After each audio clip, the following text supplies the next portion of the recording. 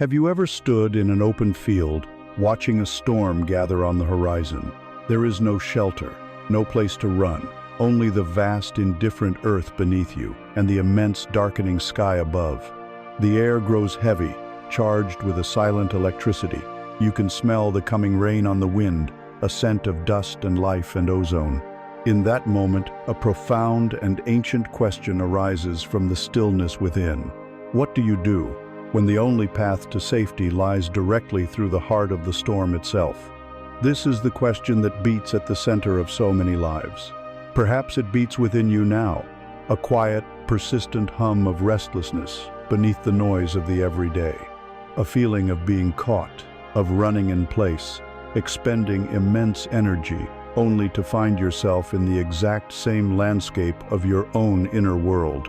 You have built walls of busyness, schedules packed so tightly that no silence can enter. You have filled the air with podcasts and alerts and the endless scroll of other people's lives, all to avoid the sound of your own quiet desperation. You have become a ghost in the machine of your own life, a weary operator pulling levers and pushing buttons, while the true essence of you remains dormant, waiting. But the storm you are running from is not on the horizon, it is within. The more you run, the more tired you become, because you carry it with you. Every step is an act of resistance against what is, and this resistance is the source of all exhaustion. This space, this sound, is not another shelter. It is not another strategy for avoidance. It is an invitation to stop running. It is a field in which you can stand finally and turn to face the weather of your own soul. The path forward is not around the pain, the confusion, the burnout, or the profound sense of being lost. The path is not in denying the storm or pretending it isn't there. The only way out is through. This is not a call to battle. It is not a declaration of war against your own mind or your own feelings. It is an exploration of a deeper, more powerful force, the art of complete surrender. Not the surrender of defeat, but the surrender of a river to its banks, allowing it to be guided towards the great ocean. It is the courageous act of letting go of the fight, of dropping the rope in the tug-of-war with reality, and in doing so, discovering that the strength you were seeking was never in the pulling, but in the release. This is a journey through the storm, to find the unshakable stillness that was always waiting in its eye. It is a journey inward. It is a journey home. We begin the journey inward, not by taking a step, but by becoming still. And in this stillness, the first territory we encounter is the landscape of our own mind. It is here that the storm truly rages. It is here we must first learn to stand. For most of us, the mind is not a peaceful sanctuary. It is an echo chamber of resistance. Think of a vast, circular hall with walls of polished stone designed to carry sound. A single event, a moment of pain, a word of criticism, a loss, is spoken once into this space. The event itself is finite. It happened in a moment, and then it was gone, a fleeting vibration in the fabric of time. But in the echo chamber of the mind, that single sound does not fade. It strikes a wall and bounces back, altered, slightly distorted. It strikes another wall and returns again, now joined by the echo of its own echo. Soon, a single, clear note of pain is transformed into a deafening, chaotic roar of suffering. This is the mechanism of resistance. The initial event is the clean cut of the knife. The suffering is the constant, obsessive rubbing of the wound, preventing it from ever healing. The mind resists reality. It refuses to accept what has happened. It plays the event over and over, not as a simple memory, but as a prosecution. It gathers evidence, it assigns blame, it cross-examines every detail. It asks endless, unanswerable questions. Why did this happen to me? What if I had done something different? How could they have said that? This questioning is not a search for wisdom. It is a refusal to let go. It is the act of continuously throwing a stone into a perfectly still lake and then wondering why the water is never calm. The stone is the resistance. The ripples, spreading endlessly outwards, are your suffering. The universe delivered an event, a single, neutral fact. You, through the unconscious habit of resistance, have turned it into a story, and you have made this story your home. Here lies the most profound and subtle conflict of the inner journey. There is a part of you that desperately yearns for peace, for the silence of a still lake. Yet, there is another, more dominant part that clings to the turmoil, that is deeply, secretly attached to the stories of its own pain. Why? Because these stories have become your identity. They are the pillars upon which you have built a sense of self. Without the story of your struggle, who would you be? If you are not the one who was wronged, the one who failed, the one who is misunderstood, then what solid ground is there to stand on? This is the ego's greatest fear, the fear of annihilation. It defines itself by its history, by its wounds. It wears its scars like a royal robe, for they make it feel special, unique, important. A person with a great story of suffering is, at least, someone. The ego would rather be a tragic hero in a story of its own making than to be no one at all, to simply be, and so it resists peace. It resists the present moment, because in the pure, unadulterated present, the stories of the past lose their power. In the face of what is, the grand narrative of what was begins to dissolve. The fear of letting go of your pain is the fear of letting go of who you believe you are. But the core message, the first ray of light that penetrates this chamber, is this: you are not the story, you are not the pain, you are not the endless circling thoughts that claim to be you. Those are merely clouds passing through the vast open sky of your awareness. You are the sky. You are the silent, witnessing presence that is aware of the storm, but is not the storm itself. The suffering is not inherent in the events of your life. It is created, moment by moment, by your resistance to them, by your identification with the echoes in the chamber. To realize this truly is to find the key to the door. You do not need to shatter the walls of the chamber. You only need to stop providing the sound. You stop feeding the echoes. You stop believing the story is you. How do we begin this practice? We do it by cultivating the art of observation without judgment. This is the practical tool to quiet the echoes. When a thought of pain or regret or anxiety arises, you do not engage with it. You do not argue with it. You do not push it away, for pushing is just another form of resistance, another stone thrown into the lake. Instead, you simply notice it. You acknowledge its presence as you would a car passing on the street below your window. Ah, there is the thought of that conversation again. There is the feeling of sadness. You see it, you name it, and you let it be.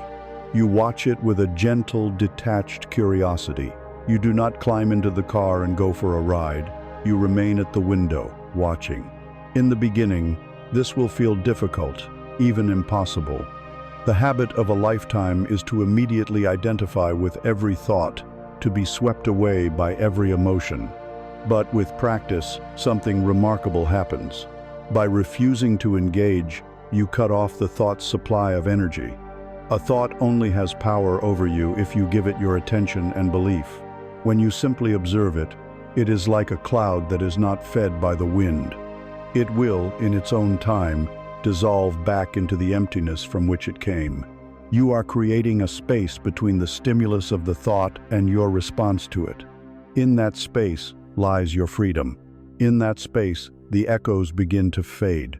The water of the lake, no longer disturbed by the stones of resistance, begins to find its natural state of stillness. You are not trying to create a still mind. A still mind is what is left when you stop doing all the things that make it turbulent. It is your inherent nature. Imagine yourself standing in that echo chamber. You have been shouting your story of pain for years, and the walls have faithfully shouted it back at you, creating a deafening prison of sound. The practice of observation is to simply stop shouting. You stand in the center of the room, and you become silent. At first, the echoes will continue. The residual noise of years of shouting will still reverberate. It will be tempting to shout again, just to feel the familiar resonance.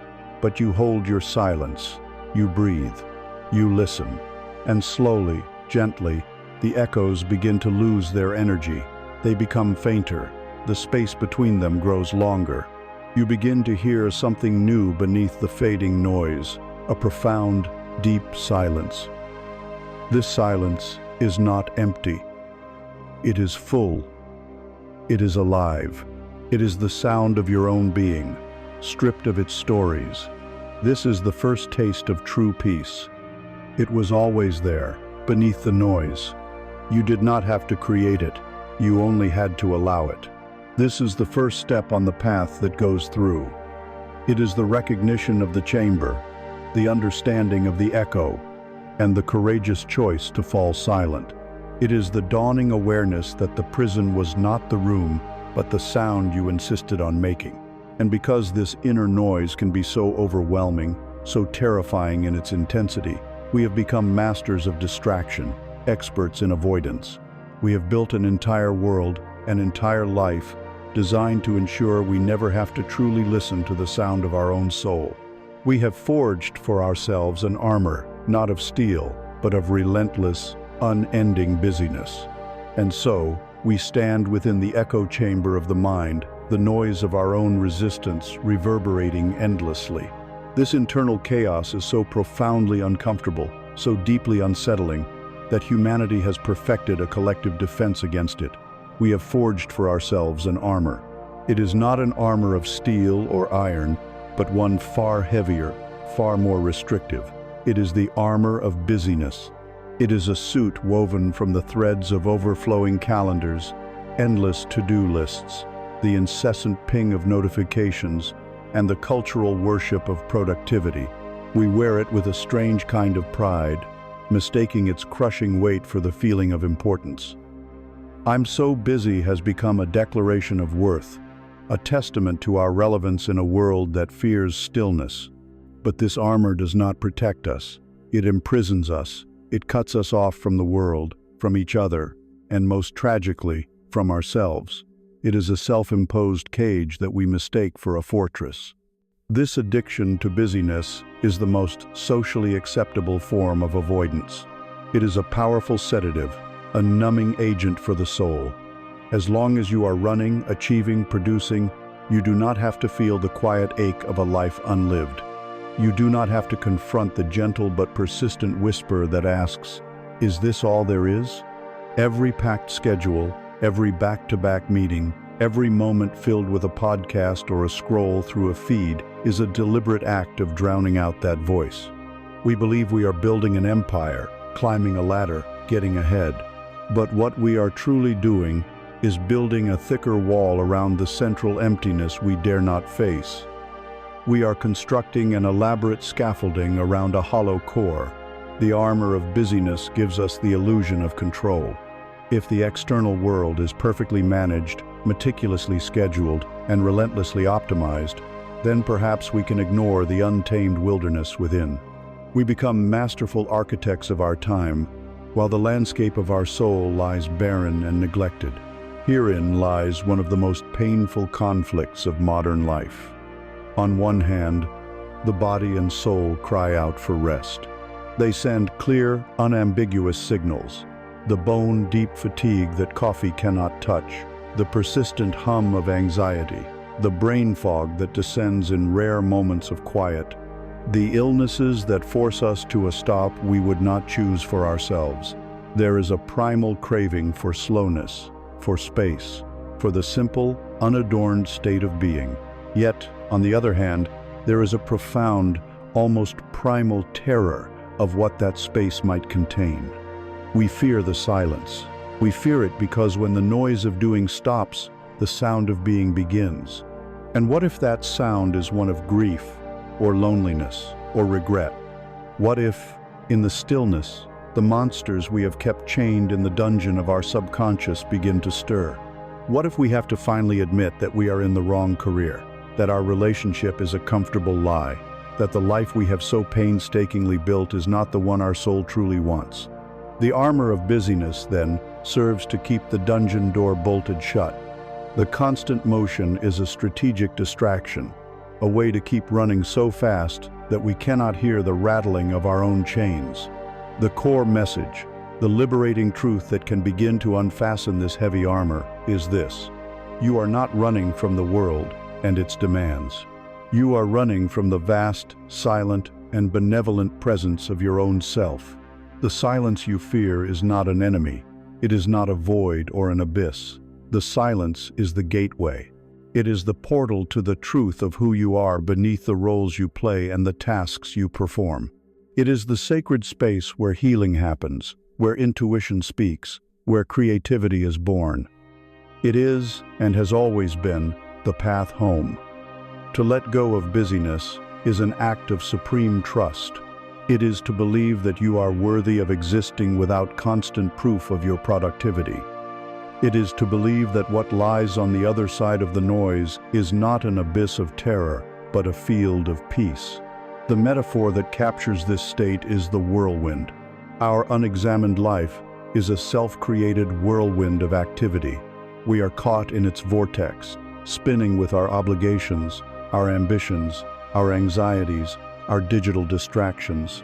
The debris caught in the storm, the emails, the deadlines, the social pressure swirls so violently that we cannot see anything clearly. We believe that this frantic spinning is living. We equate the motion with progress and the noise with importance. The practice of stillness, of intentionally unbusying ourselves, is the act of stepping out of the wind. It is the discovery of the eye of the storm. In the center of the whirlwind, there is a place of profound calm. From this quiet center, you can watch the storm of your life rage around you without being swept away by it. You see the chaos for what it is, a pattern of energy that you have been feeding, and only from the eye, from that place of centered stillness, can you make a conscious choice to no longer give the storm your power. You can let the winds die down. How then do we begin to remove this armor, piece by piece? How do we step into the eye of our own storm? We start small, with acts of gentle rebellion against the tyranny of the busy. We create intentional pauses. This is not another item on your to-do list. It is an anti-item. Find 5 minutes in your day. Set a timer. Sit in a chair with your back straight and your feet on the floor, and do nothing. Do not pick up your phone. Do not make a mental list. Do not try to solve a problem. Your only task is to sit and to breathe. In these first few minutes, you will feel the immense pull of the armor. The mind will scream for a task, a distraction.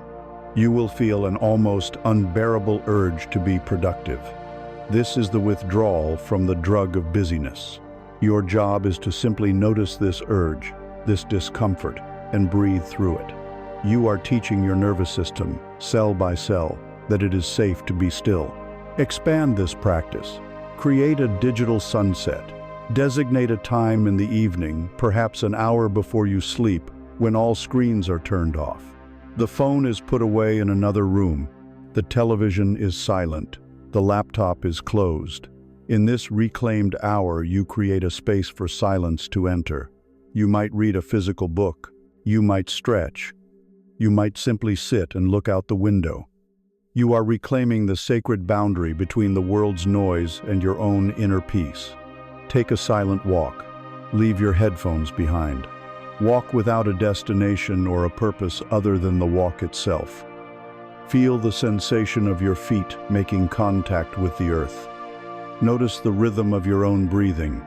Listen to the symphony of sounds around you, the wind, the birds, the distant traffic, without labeling or judging them. You are stepping out of the mind's narrative and into the world's reality. This is an active, moving meditation. Each of these small acts is a crack in the armor. With each pause, with each silent walk, you are letting a little more light in. You are demonstrating to yourself that your worth is not tied to your output. You are engaging in an act of profound surrender, surrendering the ego's need to control, to manage, and to prove its existence through doing. You are beginning to trust in the power of simply being.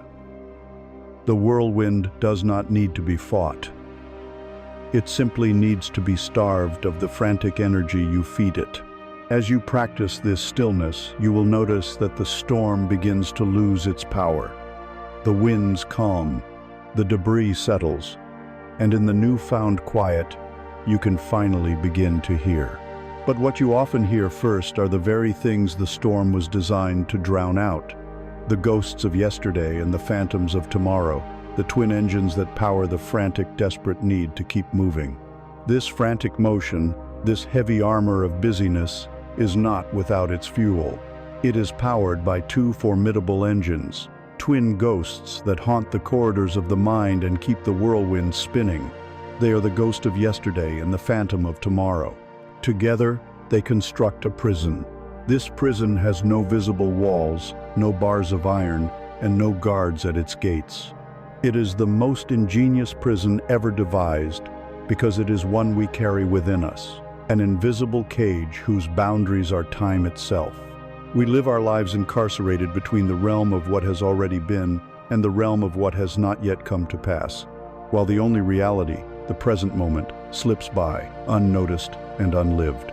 Let us first examine the wing of this prison dedicated to yesterday. It is a landscape of memory, heavy with the mists of regret and guilt. Here, the mind functions as a relentless prosecutor, replaying your mistakes on an infinite loop. It projects the film of your failures onto the screen of your consciousness, and you are forced to watch, again and again, cringing at the same lines, wincing at the same actions. The what-ifs and if-onlys are the chains that bind you here. What if I had said something else? If only I had made a different choice. This is a form of exquisite, self-inflicted torture. It is an attempt to mentally travel back in time to alter a reality that is immutable, fixed forever in the fabric of what was. In doing so, you pour the precious, vital energy of your present into a black hole of the past. The past itself has no power. It is a collection of electrical impulses and chemical traces in your brain. It exists only as a thought, right now. You give it life, you give it substance by constantly reviving its ghost. The other side of this same wing is draped in the golden, deceptive light of nostalgia. Here, you are not chained by regret, but by a longing for a past that seemed better, purer, happier. The good old days become a benchmark against which the present can never measure up. This, too, is a prison. It prevents you from finding the richness and beauty available in this moment, because your gaze is forever cast backwards, searching for a light that has long since faded. Whether through guilt or through longing, to live in yesterday is to be a ghost haunting the ruins of your own life. Then we walk to the other wing of the prison, the one dedicated to tomorrow. This realm is not built of solid memories, but of pure, ethereal fantasy. It is a world of anxiety and fear. Here, the mind works as a frantic, obsessive scriptwriter, generating endless scenarios for the future. It rehearses conversations that may never happen, plans for contingencies that will never arise, and builds defenses against imagined threats. Our bodies, unable to distinguish between a vividly imagined threat and a real one, are flooded with the hormones of stress. We live in a constant, low-grade state of fight or flight, our nervous systems taxed by dangers that exist only in our heads. This is the very essence of anxiety, the experience of suffering in advance. The other side of this wing glitters with the false promise of deferred happiness. This is the land of, I will be happy when. I will be happy when I get the promotion, when I lose the weight, when I find a partner, when I retire. This turns the present moment, the only life you will ever have, into a mere means to an end. It becomes a chore to be endured, a stepping stone on the path to a magical future where all problems will be solved and eternal contentment will finally begin. But that future, of course, never arrives. Upon reaching one goal, the mind immediately erects another, pushing happiness further down the timeline. To live in tomorrow is to be forever chasing a horizon that recedes with every step you take. This temporal imprisonment creates a profound inner conflict. There is a deep, instinctual part of your being, your soul, that wants nothing more than to be present, to experience the fullness of life as it unfolds. But your brain is running an ancient software program, one designed for physical survival in a hostile world. This program taught us to learn from past mistakes that berry made me sick, I won't eat it again, and to anticipate future dangers. A rustle in the bushes might be a predator. This mechanism was once essential. In our modern world, however, it has become maladaptive. The predators are now a critical email from a boss, an awkward social encounter, or financial uncertainty. The brain, using its old software, reacts with the same life or death intensity, trapping us in cycles of rumination about the past and anxiety about the future. It is not a personal failing, it is a biological inheritance. But the core message, the truth that can override this faulty programming, is this: your power is not in the past or the future. Your entire power to create, to choose, to heal, to love, and to act exists in one single, indivisible point: now. By allowing your consciousness to be perpetually hijacked by yesterday and tomorrow, you are abdicating your power. You become a powerless observer of your own memories and fantasies, rather than the conscious creator of your present reality. To break free from this prison is to consciously call your spirit back home to the here and now, the only place where your life is actually happening. Imagine your life as a boat sailing across a vast ocean. The past is the wake that trails behind you. It shows where you have been, a pattern of disturbed water, but it is already dissolving, losing its form, becoming one with the ocean again. To spend your life staring into the wake, analyzing its every swirl and eddy, is a futile act. You cannot steer from the wake. You cannot change it. It is already gone. The future is the distant horizon. It is a line that appears solid, a destination you can aim for, but it is an optical illusion. It is not a real place. No matter how fast you sail, you will never arrive at the horizon. It is a promise that is never kept. To fix your gaze only on the horizon is to miss the journey entirely. The present moment is the boat itself. It is the solid deck beneath your feet, the feel of the tiller in your hand, the sensation of the sun on your skin and the wind in the sails. The boat is the only place from which you can navigate. It is the only place you can feel the journey, the only place you can make a choice that affects your course. Life happens on the boat, not in the wake and not on the horizon. So how do you return to the boat when you find yourself lost in the churning wake or mesmerized by the illusory horizon? You practice the art of grounding. Grounding is the simple, powerful act of anchoring your awareness in the physical sensations of the present moment. It is a lifeline you throw to yourself when you are drowning in the sea of thought. You can do it right now. Stop, take a breath. Feel the weight of your body, the points of contact with the chair or the floor. Notice the solidness of the earth beneath you. Now, silently name 3 things you can see. Not just a lamp, but truly see its shape, its color, the way light falls upon it. Next, listen. What are 2 sounds you can hear right now? Sounds you had previously tuned out. The hum of a machine, a distant bird, the sound of your own breathing. Finally, feel. What is one sensation you can feel against your skin? The texture of your clothes, the temperature of the air, a subtle draft. In this simple act, you have returned to the boat. You have brought your consciousness out of the abstract realms of past and future and anchored it in the tangible reality of the now. This is the key that unlocks the prison door. It is not about fighting the thoughts of yesterday or tomorrow. It is about gently but firmly choosing to place your attention elsewhere. You choose the boat. This constant mental time travel, this obsession with analyzing the past and scripting the future, is driven by an even deeper, more fundamental belief. the belief that through enough mental effort, we can somehow achieve ultimate control over the unpredictable nature of life itself. This leads us to the very heart of our self-created struggle, the grandest illusion of them all. We arrive now at the very root of the problem, the source code from which the programs of resistance, busyness, and mental time travel are run. We come face to face with the grandest, most pervasive, and most exhausting of all human endeavors, the illusion of control. This illusion is the quiet, driving assumption that we can and should orchestrate the universe according to our will. It is the belief that if we plan meticulously enough, work hard enough, and worry strategically enough, we can force the beautiful, chaotic, and unpredictable dance of life to follow our rigid choreography.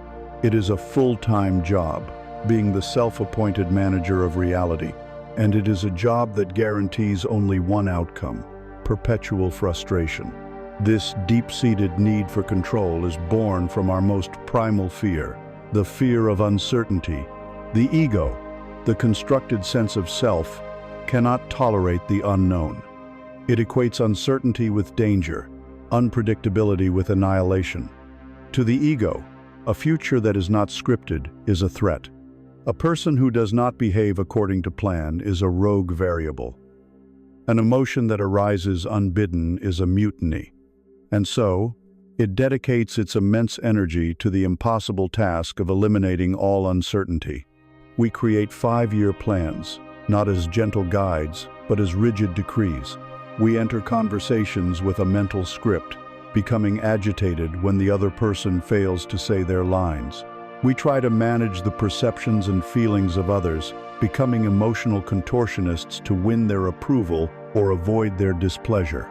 We treat our own bodies and emotions as unruly subordinates that must be disciplined into submission. This relentless effort to control is like trying to build a fortress of sand on the shoreline. We work tirelessly, patting the walls into place, digging moats, feeling a momentary sense of security. But life is the tide. The tide does not negotiate. It does not respect our efforts. It simply comes in its own time and with its own power, and the fortress dissolves. When this happens, when the promotion goes to someone else, when a relationship ends, when illness strikes, when the market turns sway, do not see the futility of building a sandcastle. Instead, we believe we failed. We think, I should have used more sand. I should have built the walls higher. I failed to control the tide. We suffer, not because the tide came in, but because we held the absurd expectation that we could command the ocean. This is the fundamental cycle of suffering created by the illusion of control. We set an impossible expectation. Reality fails to meet it, and we experience the gap as pain, anxiety, and resentment. Herein lies the ultimate inner conflict, the finite will of the human ego versus the infinite, untamable nature of life itself. The ego insists, I am in charge. Life, in its silent, impersonal wisdom, simply continues to be what it is. A dynamic, fluid, and uncontrollable unfolding. It is a dance of chaos and order, of creation and destruction. To try and control it is to stand on a dance floor and demand that all the other dancers stop moving and follow your clumsy, predetermined steps. Not only will they ignore you, but you will miss the joy of the dance. The desire for control is the desire to stop the dance of life and replace it with a static, predictable tableau. It is a rejection of life in favor of a mental blueprint of how life should be. The core message, the paradigm shift that liberates us from this exhausting struggle, is this: surrendering control is not an act of weakness. It is the highest form of wisdom and power. True power is not found in the futile attempt to manage the external world, but in the focused, disciplined mastery of your internal world. This is the great paradox. The more you grasp, the more you lose. The more you try to control every detail, the more out of control and anxious you feel, because you are constantly engaged in a battle you are guaranteed to lose. The moment you release your white-knuckled grip on what you cannot control, you free up an immense amount of energy to focus on the only domain where you have true sovereignty, your own mind, your own attitude, your own choices. You stop being the frustrated manager of the universe and become the serene master of yourself. The most potent metaphor for this understanding is that of the surfer. Imagine the ocean as the uncontrollable nature of life. The waves are the events and circumstances that arise. Some are gentle and easy. Others are towering and terrifying. The person locked in the illusion of control stands on the shore, shouting at the waves. Be smaller. Don't break so soon. I'm not ready for you. This is an image of pure futility, of a person driving themselves mad by demanding reality be other than it is. This is most of us, most of the time. The wise person, the surfer, takes a different approach. They do not waste a single breath trying to command the ocean. They accept its power and its unpredictability as a given. They know the waves will come, so they turn their attention away from controlling the ocean and toward mastering themselves and their tools. They practice their balance, they strengthen their bodies, they study the rhythms of the water. They learn to distinguish a good wave from a dangerous one. Their entire focus is on what is within their power, their skill, their board, their choice of which wave to ride and which to let pass. For the surfer, the goal is not to conquer the wave. The goal is to achieve a state of harmony with it, to dance with its power, to use its immense energy to experience a moment of exhilarating grace. This is the shift from fighting life to flowing with it. The practical application of this wisdom is captured beautifully in the ancient philosophy of Stoicism, which can be simplified into a powerful daily practice. You draw a clear line in the sand of your mind, creating two circles. In one circle, you place everything that is outside of your control. This circle is vast. It contains other people's opinions and actions. The weather, the economy, traffic, getting sick, growing old, dying, the past, and the ultimate outcome of your efforts. In the other, much smaller circle, you place what is within your direct control. This circle, though smaller, is immensely powerful. It contains your personal choices, your attitude, your judgments, your effort, the integrity with which you act, the kindness you extend, and where you place your focus in this moment. The daily practice is this. Whenever you feel a surge of anger, anxiety, or frustration, pause and ask yourself, is the cause of this feeling in my circle of control or outside of it? If the cause lies outside your circle, another driver's actions, a colleague's comment, a flight delay your work is to practice acceptance, to breathe, and to let go. To fight it is to shout at the wave. If the cause lies inside your circle, your own procrastination, a harsh word you spoke, a choice you need to make, then your work is to take wise and responsible action. This simple question acts as a divine filter, sorting the world into what is your business and what is not. To release this desperate, white-knuckled grip on the world, to truly let go of the need to manage every outcome, requires an immense act of courage. It requires us to first face the very things we have been trying to control and suppress all along. The raw, untamed, and unpredictable wilderness of our own feelings. It requires the courage to simply feel.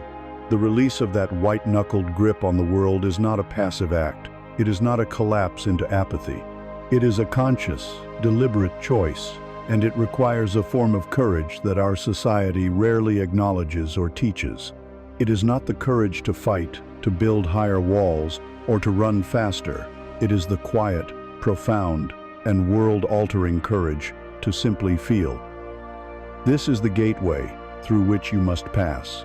To move from the illusion of control to a state of graceful flow, you must first be willing to stand still and allow the untamed wilderness of your own emotional landscape to be exactly what it is.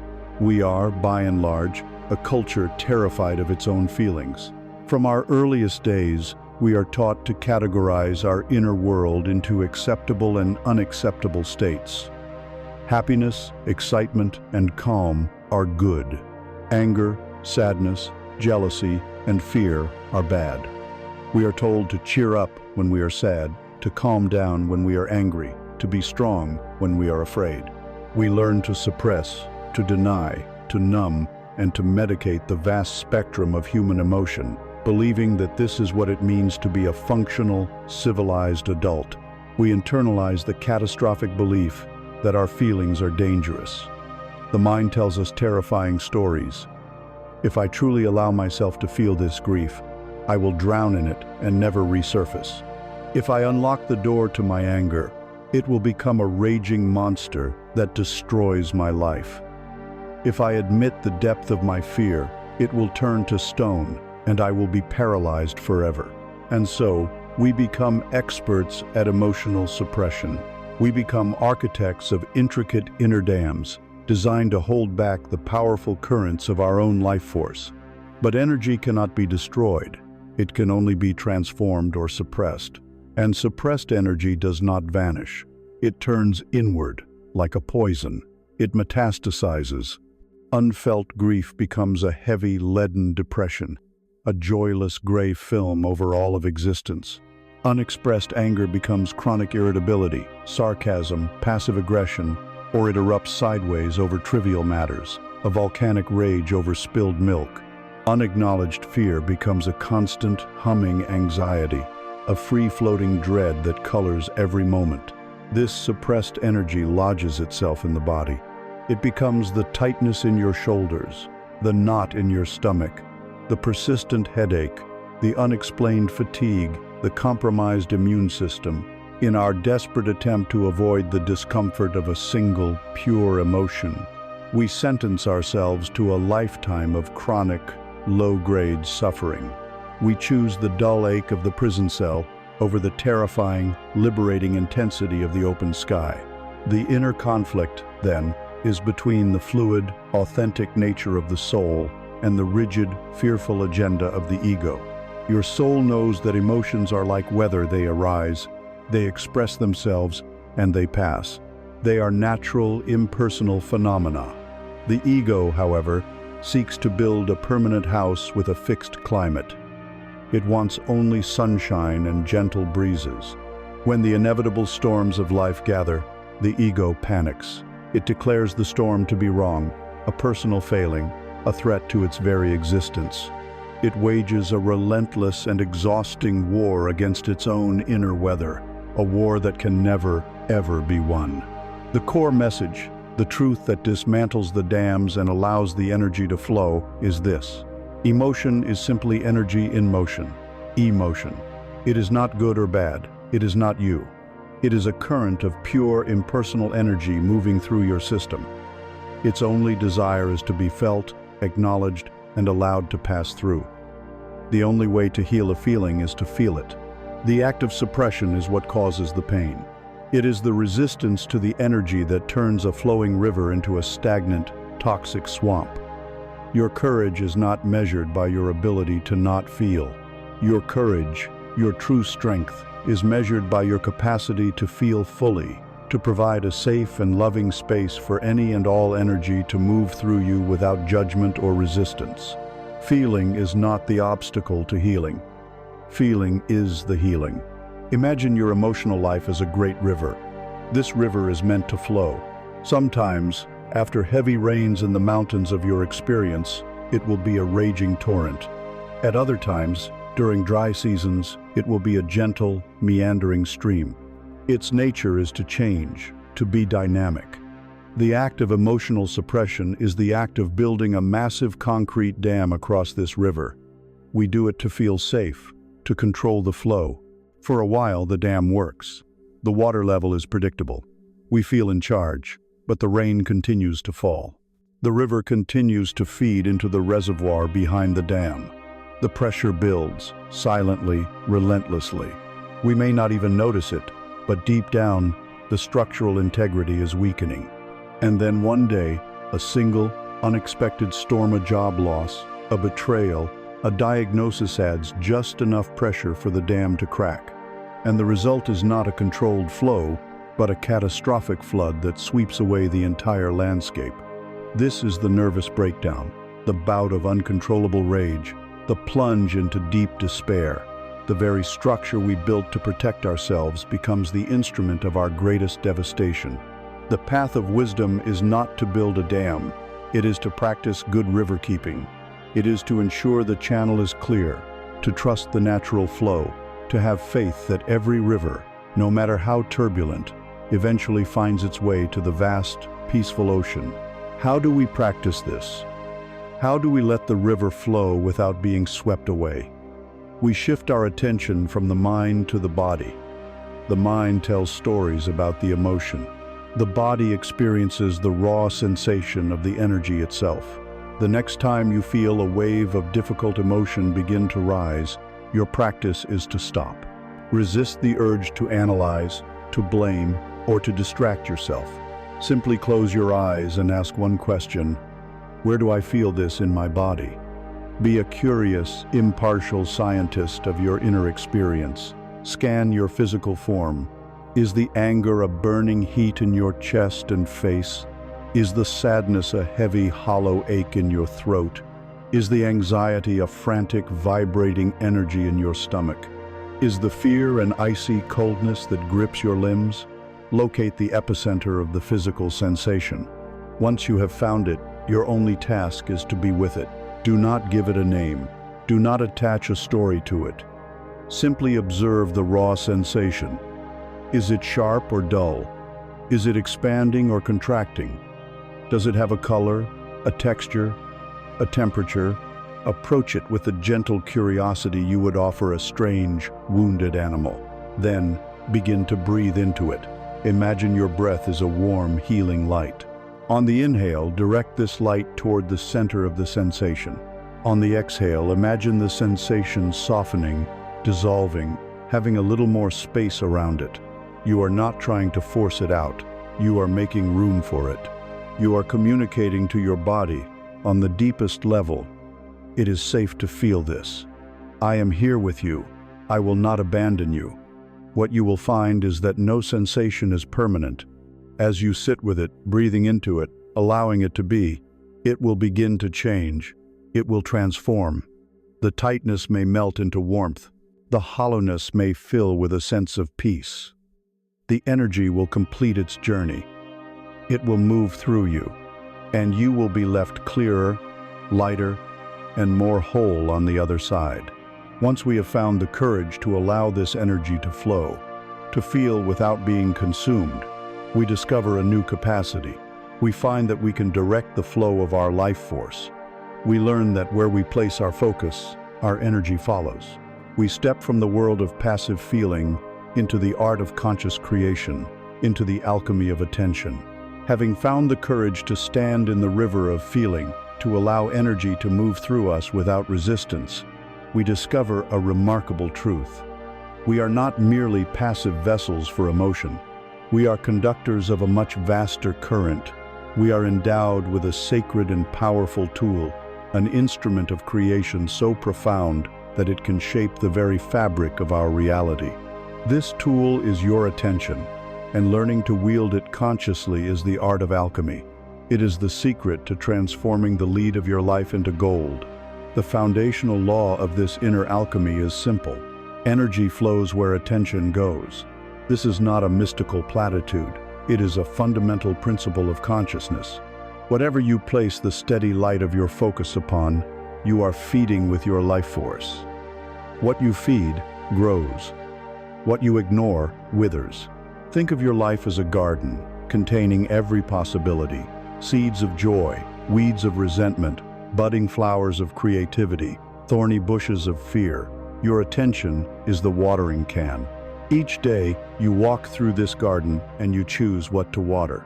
If you spend your day focusing on what is wrong, on past grievances, on future anxieties, on your perceived flaws and shortcomings, you are diligently watering the weeds and thorns.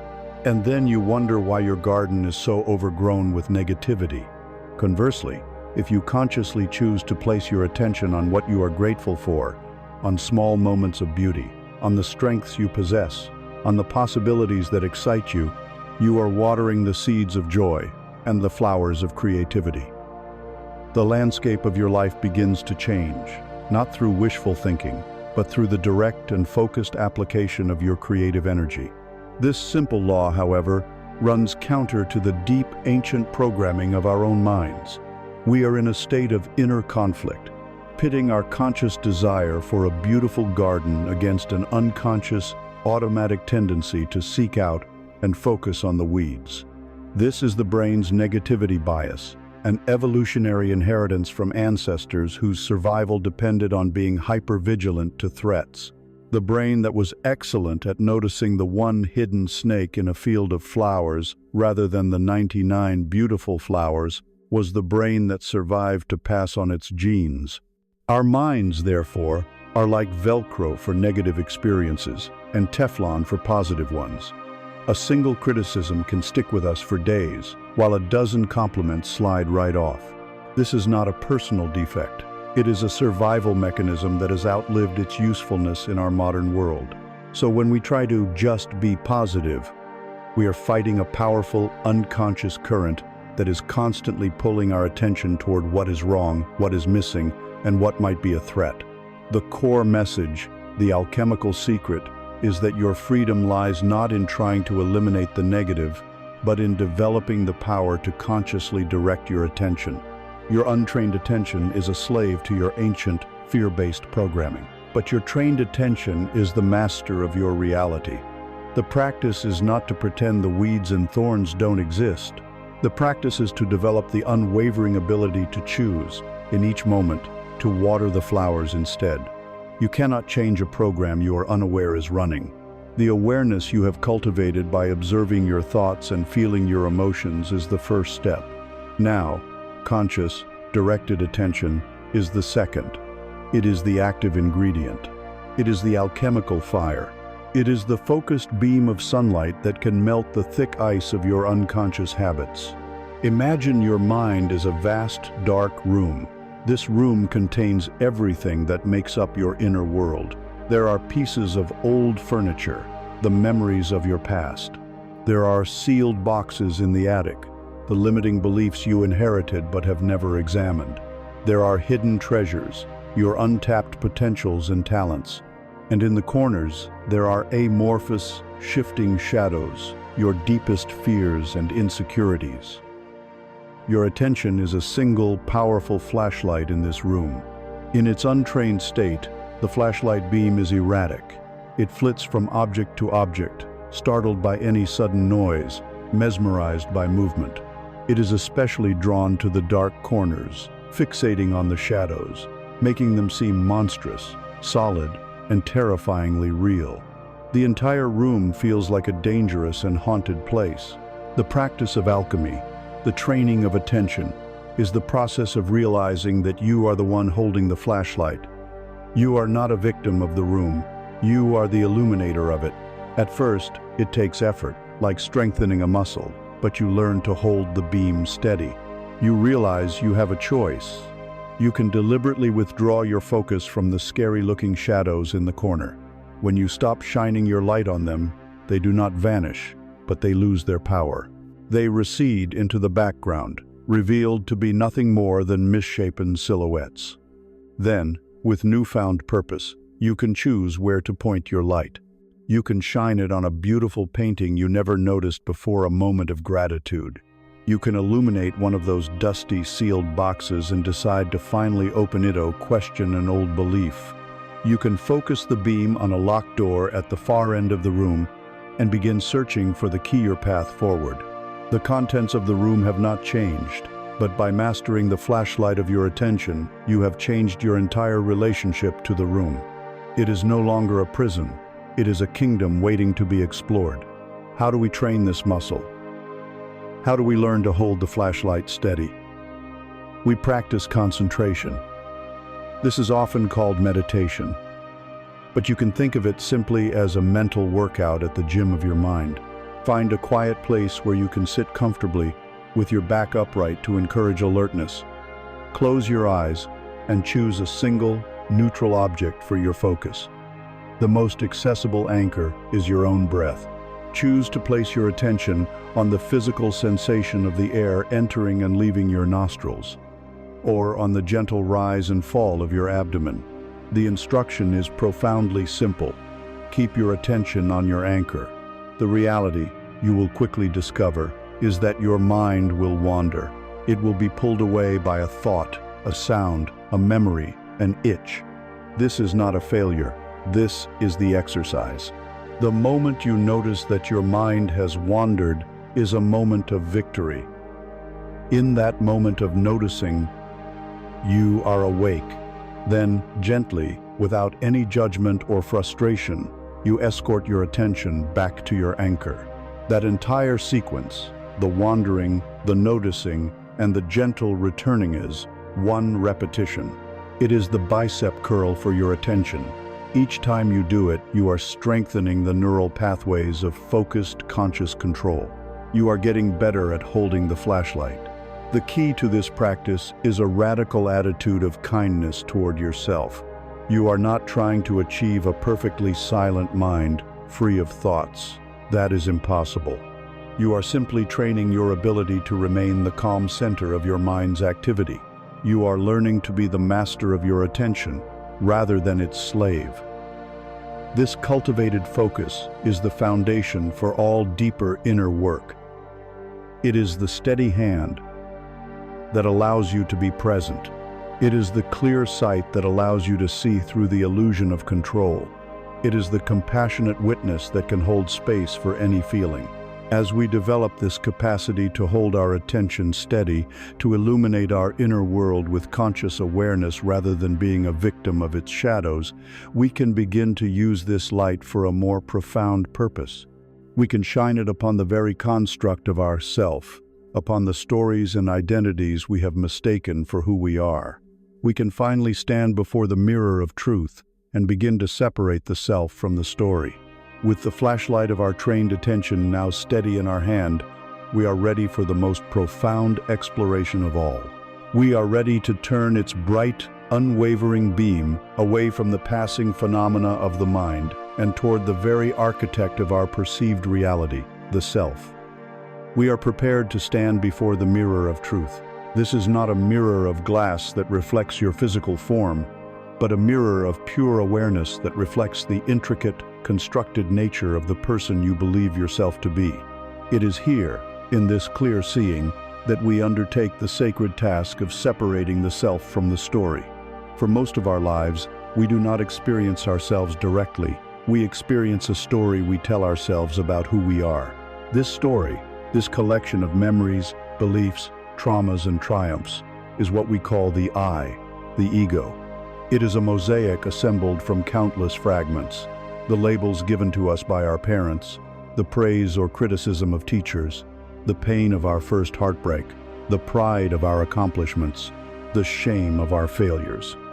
We stitch these pieces together into a narrative, a character.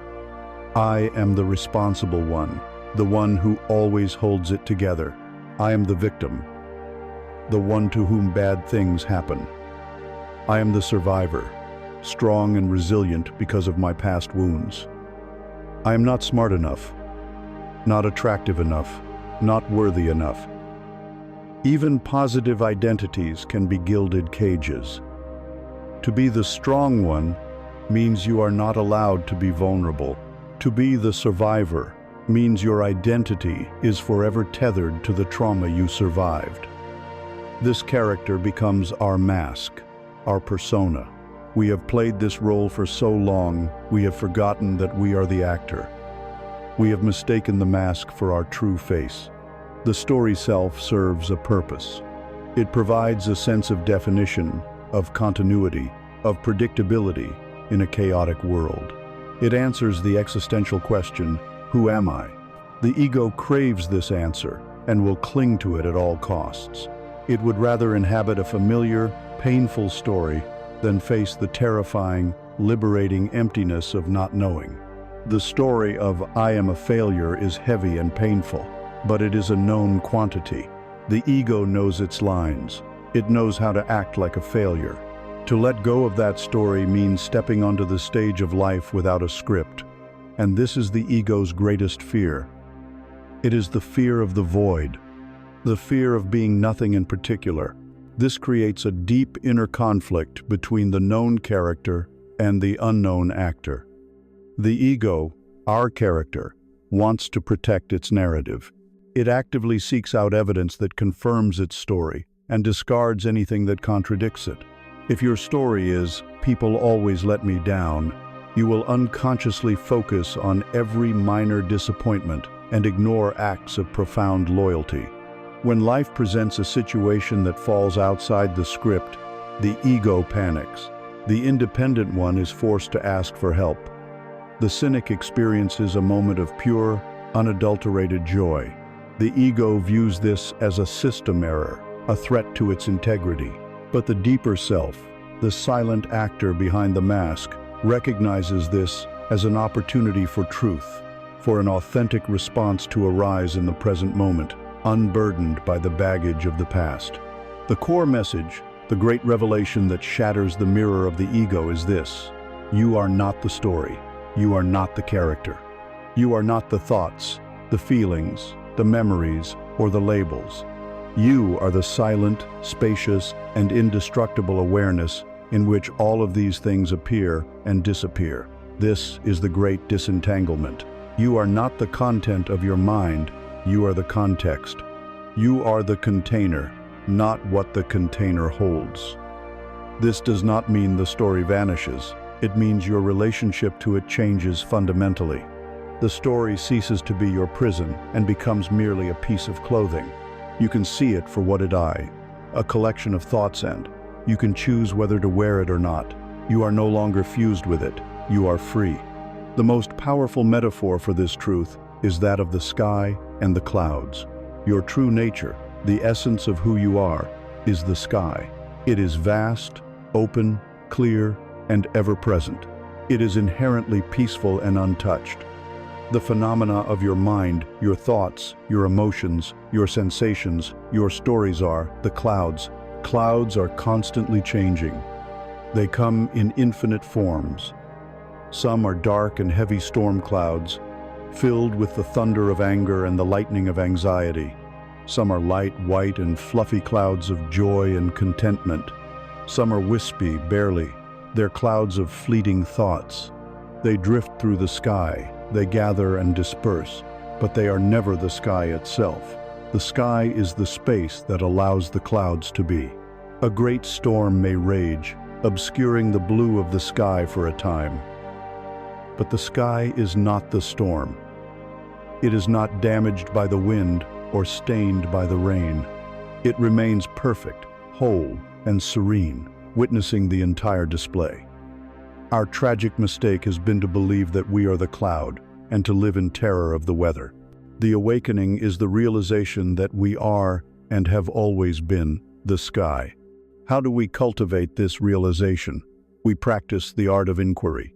We use pointed questions not to find intellectual answers, but to create a shift in perspective, to pry open a space between the witness and what is witnessed. When you find yourself caught in a powerful story, such as "I am not good enough," instead of wrestling with the thought, you ask a different question. Who is it that is aware of this thought? In that moment of genuine asking, you are no longer the one thinking the thought. You have stepped back. You have become the awareness that is observing the thought. A space has been created. When a wave of emotion like sadness has passed, you can ask, what in me remains? What was present before the sadness came?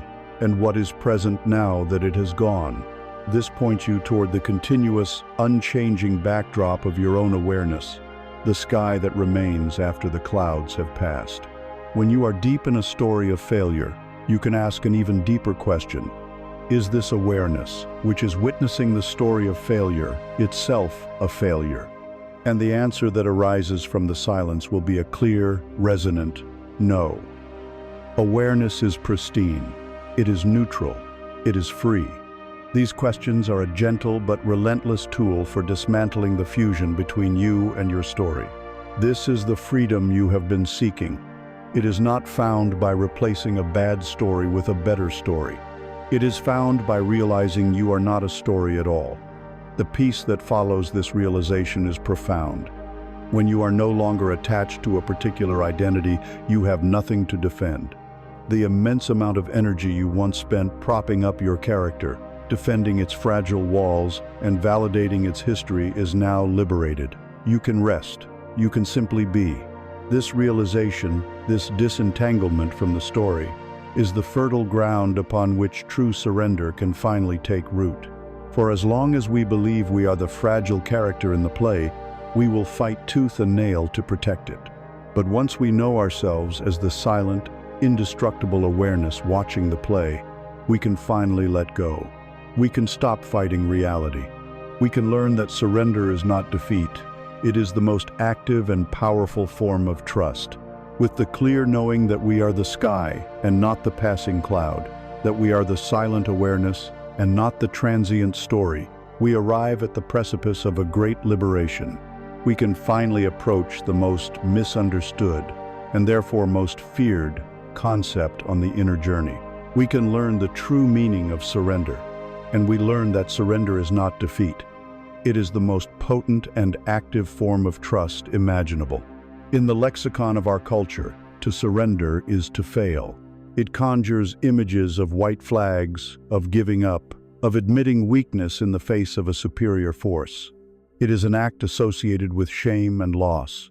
This definition, born from the ego's paradigm of conflict and domination, is the single greatest barrier to our peace. We must dismantle this false idol and replace it with the truth. In the context of the inner life, surrender is not a passive collapse into despair. It is a courageous, conscious, and deliberate choice to end a war that you have been waging and losing against reality.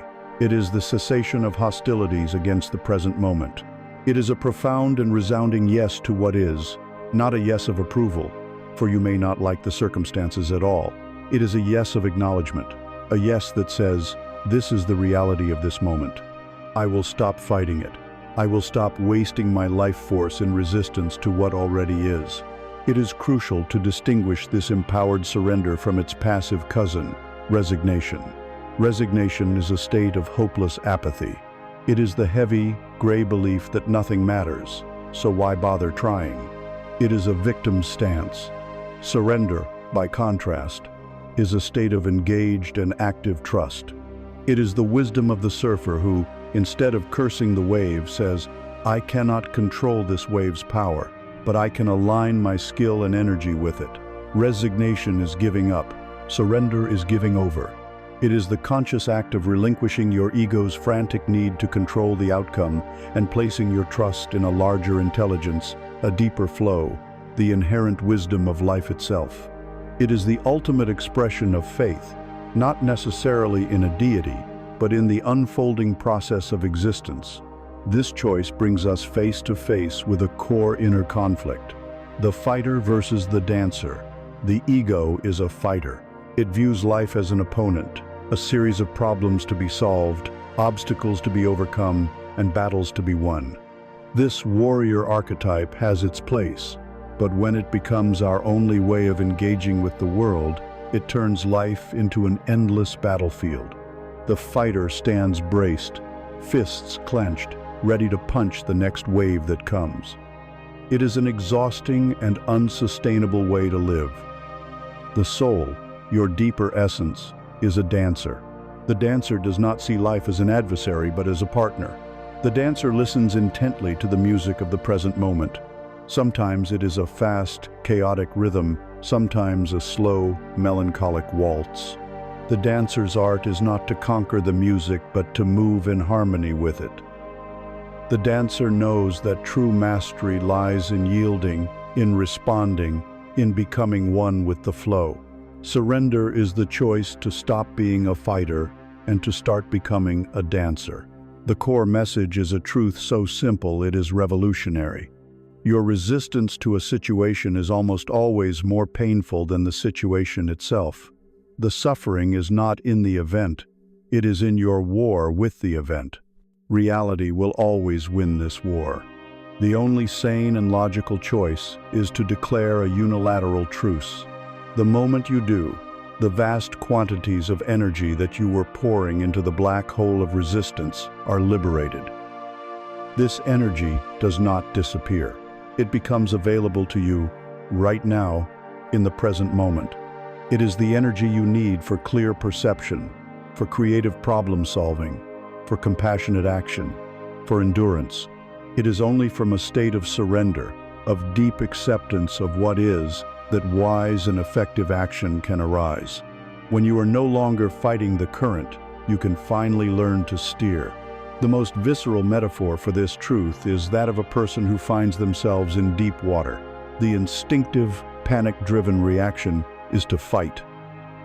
They thrash their arms, kick their legs wildly, and try to climb out of the water as if it were a physical pit. Their breathing is shallow and frantic. Their muscles are tense. This very resistance, this desperate battle against the nature of water, is precisely what is causing them to drown. They are exhausting their energy, and their own frantic movements are pulling them under. The water is not their enemy, their struggle is. Now, imagine that person has a moment of insight, or perhaps just pure exhaustion. They stop thrashing. They let go. They release the tension in their neck and limbs. They lie back, allowing their body to do what it naturally knows how to do in water, and a miracle occurs. They float.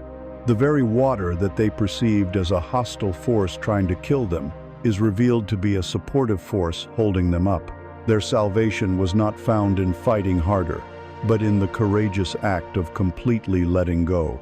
This is surrender. It is trusting that if you stop fighting life, life itself will support you in ways you could not have conceived of while you were struggling. How do we practice this in our daily lives?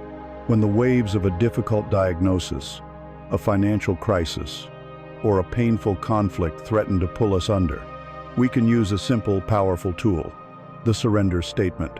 When you feel yourself tensing up, when you catch your mind obsessively trying to figure everything out, when you notice that white-knuckled grip of control tightening around your heart, pause, take a deep breath that goes all the way into your belly.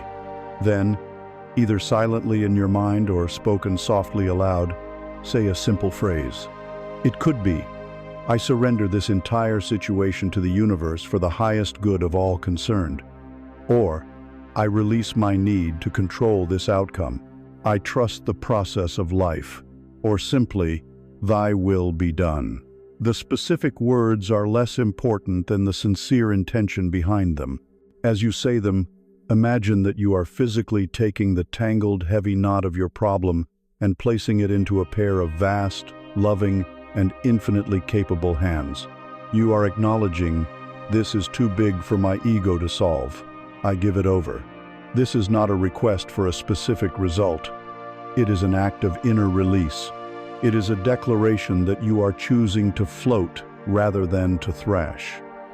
It is the prayer of the dancer, not the war cry of the fighter. This act of surrender, of trusting the flow of life even when you cannot see the destination, often requires us to release our most cherished and stubborn mental habit, the relentless, burning need to understand why. We are conditioned to believe that if we can just find the reason for our suffering, if we can analyze the cause, then we can accept it. We search for cosmic explanations, for blame, for a logical narrative that makes sense of the senseless. But true surrender invites us into an even deeper and more profound trust. It is the trust to be at peace, even in the absence of an answer. It is the courage to release the mind's addiction to knowing why. This profound act of surrender, this choice to float in the waters of life rather than to thrash against them, demands that we confront one of the ego's most deeply ingrained and tenacious habits. We must learn to release the mind's burning, relentless, and often agonizing need to know why. Within the human psyche, there is a powerful detective, a tireless logician that believes peace is a puzzle to be solved.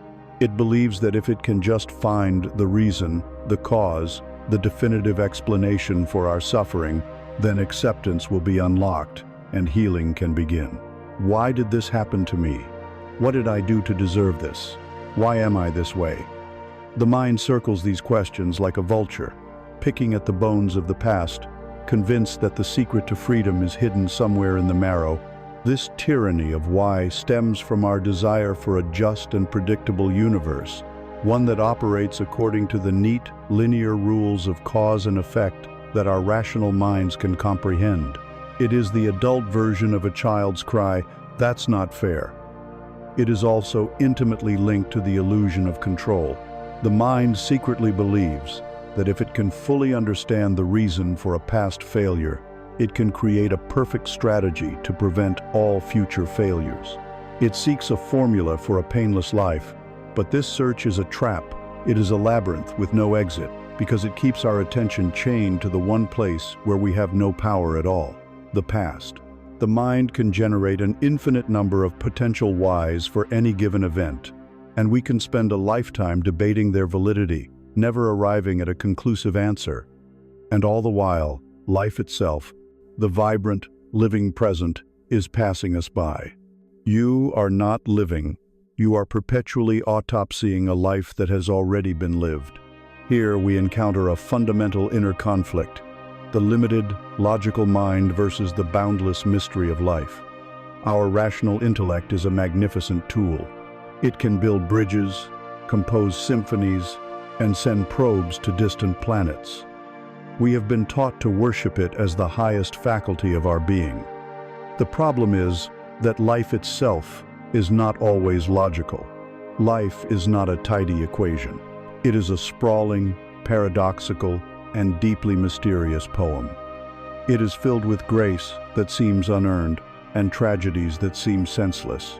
It contains randomness, chaos, and moments of synchronicity that defy all explanation.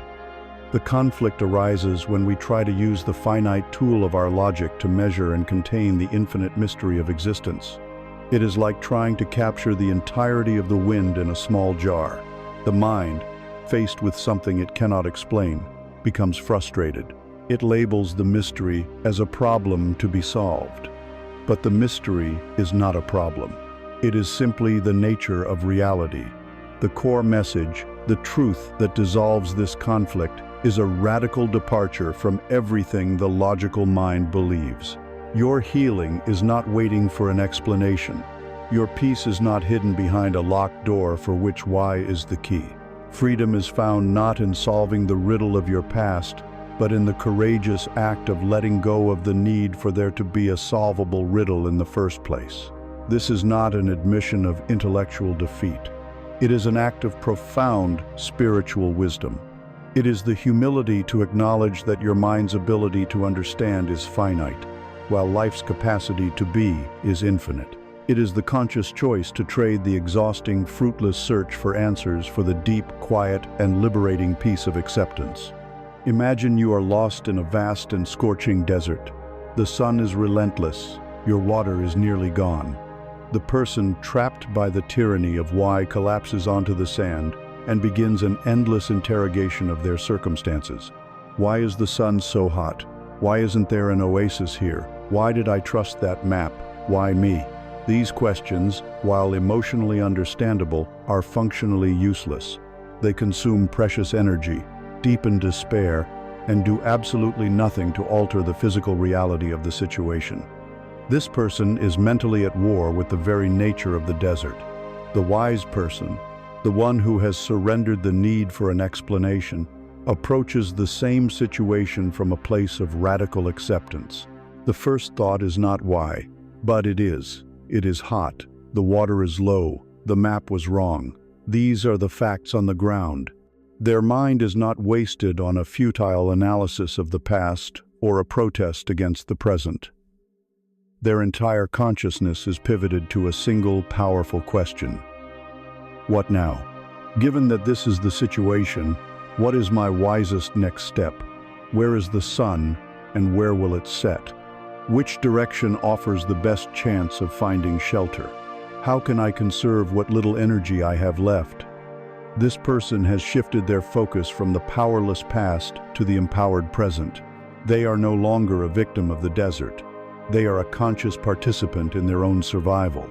This pivot from why to what now is the practical tool that liberates you from the prison of analysis. The next time you feel your mind begin to spiral down the rabbit hole of why, the first step is to treat yourself with compassion. Acknowledge the mind's desire for the comfort of a reason. Thank it for trying to protect you. Do not fight it. Then, gently but firmly, introduce the new question. Ask yourself, given that this has happened, given that this is how I feel, what now? What is one small, wise action I can take in this moment? This simple pivot is a profound act of alchemy. It yanks your attention out of the graveyard of the past and places it into the creative womb of the present. It shifts your brain from its ruminative, looping, anxiety-producing mode into its forward-thinking, creative, problem-solving mode. You do not deny the pain of the past, but you refuse to build a permanent home there. The peace that descends when you release the need to know why is of a different quality than any other. It is a deep, foundational quiet, a layer of grinding, agitated mental noise that you may not have even been aware of simply ceases. You no longer need life to make sense according to your limited, logical framework. You can allow it to be wild, mysterious, and magnificent. You begin to develop a faith that is not based on understanding, but on trust. As we release our own noisy, desperate demand for answers, a new and subtle capacity for listening begins to emerge within us. When our own mind is no longer shouting why, we create an inner clearing, a space of profound silence. And into this sacred silence, a different kind of communication can finally be received. We begin to notice the subtle signs, the meaningful coincidences, the quiet whispers of guidance that are always present, but were previously drowned out by our own mental static. We learn to hear the silent language of the universe. When the storm of the analytical mind finally ceases, when we release our frantic demand to know why, we create within ourselves a clearing, a space of profound and sacred silence. For the first time, we are not broadcasting our own static, our own noise into the universe. We are simply listening. And into this newfound quiet, a different kind of perception is born. We begin to learn a new language, one that is not spoken in words but is woven into the very fabric of our existence. We learn to hear the silent language of the universe. This language is not what the rational ego expects or desires. It is not a booming voice from the heavens delivering a clear and itemized list of instructions.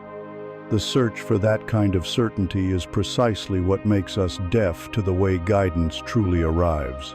The universe communicates in whispers, in symbols, in the subtle poetry of everyday life. It is a language of meaningful coincidence, what the psychologist Carl Jung called synchronicity. It is the experience of thinking of an old friend for the first time in years, only to have them call you that very afternoon. It is asking a question in the silence of your heart, and then opening a book at random to a page that answers it perfectly. It is feeling a persistent, inexplicable urge to take a different route home, only to discover later that you avoided a major accident. It is the recurring dream, the song on the radio whose lyrics seem to be written just for you, the chance encounter with a stranger that opens a door you never knew existed. This is the language. It is a constant, subtle, and deeply personal dialogue between your inner world and the outer world. To learn this language is to enter a state of inner conflict, a gentle battle between the skeptic and the mystic within you. The inner skeptic, the voice of your rational mind, will rush to dismiss these experiences. It's just a coincidence. You're just seeing patterns where there are none. It's confirmation bias. It's wishful thinking. This skeptical voice is not an enemy. It is a valuable tool that helps you navigate the material world, to think critically and avoid delusion. It should be honored, but if it is the only voice you listen to, it will render your world flat, meaningless, and disenchanted. It will lock you in a purely mechanical universe, devoid of magic and mystery. The emerging inner mystic, on the other hand, is the part of you that is willing to trust a felt sense of meaning. It is the part that gets goosebumps when a synchronicity occurs, recognizing it not as a random glitch, but as a wink from the universe, a sign that you are part of a larger, intelligent, and benevolent conversation. The journey is not about killing the skeptic, but about inviting it to sit alongside the mystic in open-minded wonder, to allow for the possibility that there is more to reality than what can be measured and proven. The core message is this: the universe is not a cold, dead, empty space. It is a living, conscious, and responsive intelligence. It is constantly mirroring your inner state and offering feedback, guidance, and encouragement. The problem is never that the universe is silent. The problem is that we are too loud. The incessant chatter of our minds, our plans, our worries, our regrets, our judgments creates so much internal static that we cannot hear the subtle signal that is always being broadcast. The practices you have been cultivating of observing your thoughts, of feeling your emotions, of surrendering control, of releasing the need for answers are not just exercises in stress reduction, they are the act of tuning your inner receiver. You are clearing the static, calming the noise, and attuning yourself to the frequency on which the universe communicates. This communication follows a pattern of escalation, which can be understood through a simple metaphor. The universe first speaks in whispers. If you do not listen, it speaks a little louder. If you continue to ignore it, it will eventually throw a brick at you. The whispers are the subtle nudges and quiet synchronicities, the feeling in your gut that this job is not right for you, even though it looks perfect on paper. The persistent, quiet idea to start a new creative project, the book that seems to find its way into your hands. These are the gentle course corrections offered by life. Because they are subtle, they are the easiest to dismiss. We rationalize them away, listen to our fear, and stay the course. If you ignore the whispers, life will raise its voice. The whisper that the job wasn't right becomes a boss who makes your life miserable. The quiet idea for a project you ignored now fills you with a sense of regret and emptiness. The guidance becomes more insistent, more uncomfortable. These are the obstacles, the minor illnesses, the arguments, the frustrations that signal you are moving against your own natural flow. If you persist in pushing through these louder messages, if you refuse to listen, the universe may have no choice but to use a brick. The brick is the crisis. It is the event so disruptive that it brings your life to a screeching halt. It is the major illness, the firing, the divorce, the accident. The brick is a painful, but merciful, act of intervention designed to get your attention in a way you can no longer ignore. The art of living wisely is to cultivate a state of listening so profound that you can hear the whispers, so that you never need life to send you a brick. How do you develop this subtle listening? You begin by acknowledging what you notice. You start a synchronicity journal. This is a practical tool for training your mind to see the meaningful patterns it was previously conditioned to ignore. Each day, take a few moments to write down any of these small, meaningful events. Did a word you learned in the morning appear 3 more times throughout the day? Did you have a problem on your mind, only to have a friend unknowingly offer the perfect piece of advice? Did you see a recurring number or symbol that felt significant? Do not try to analyze these events too deeply or force a meaning onto them. The simple act of noticing and recording is enough. It is an act of saying to the universe, I am listening. Over time, as you read back through your journal, a tapestry will emerge from what once seemed like random threads. You will see the conversation. You will see how you were being guided all along. This practice builds a deep and abiding trust in the benevolent intelligence of life. This silent language is not just a language of symbols, signs, and coincidences. These are merely the outward manifestations of a deeper underlying communication. It is a language of energy, of frequency. As we learn to listen with our whole being, we begin to realize that the universe is not just communicating to us, it is responding to us. It is precisely and accurately mirroring our own state of being. This leads us to a more profound understanding of the energetic laws that govern this cosmic dialogue, the fundamental principle of vibrational resonance. That silent language we are learning to hear, the language of synchronicity and subtle guidance, is not ultimately a language of words or symbols. These are merely the surface ripples of a much deeper current. The true communication is happening on the level of energy, of frequency. As we quiet our minds and open our awareness, we begin to grasp a fundamental law of existence. The universe is not just communicating to us, it is responding to us. It is a perfect and impartial mirror, precisely reflecting the quality of our own vibration. This is the principle of vibrational resonance. It is the understanding that the universe responds not to what you want, but to who you are. At the most fundamental level, everything in existence is energy. Your body, the chair you are sitting on, the light in the room, the sound you are hearing, all are patterns of energy vibrating at different frequencies. Your thoughts and emotions are also vibrations. Dense, heavy emotions like fear, shame, and despair vibrate at a low frequency. Lighter, expansive emotions like love, joy, and gratitude vibrate at a high frequency. The ancient spiritual wisdom and the new physics begin to converge on this point. Like attracts like. A low vibrational state of being, characterized by fear and lack, will naturally resonate with and attract people, circumstances, and events of a similar low frequency. A high vibrational state, characterized by love and wholeness, will resonate with and attract experiences that match its frequency. This is the underlying mechanics of the law of attraction. It is not a magical trick for getting what you want. It is an immutable law of physics concerning who you are being. Here we uncover the most common and painful misunderstanding of this law. We believe that by wanting something intensely enough, we will attract it. But the act of wanting is, by its very nature, a declaration of absence. To want peace is to broadcast the powerful vibration of, I do not have peace. To want abundance is to emanate the feeling of, I am in a state of lack.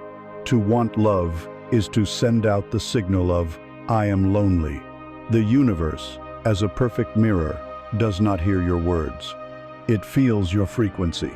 It feels the vibration of non-peace, of lack, of loneliness, and it dutifully brings you more experiences that perfectly match that vibration, perpetuating the very state you are trying to escape. This creates a frustrating inner conflict, especially for those who have tried to practice positive thinking. The conscious mind works tirelessly, repeating affirmations, I am worthy, I am abundant, I am loved.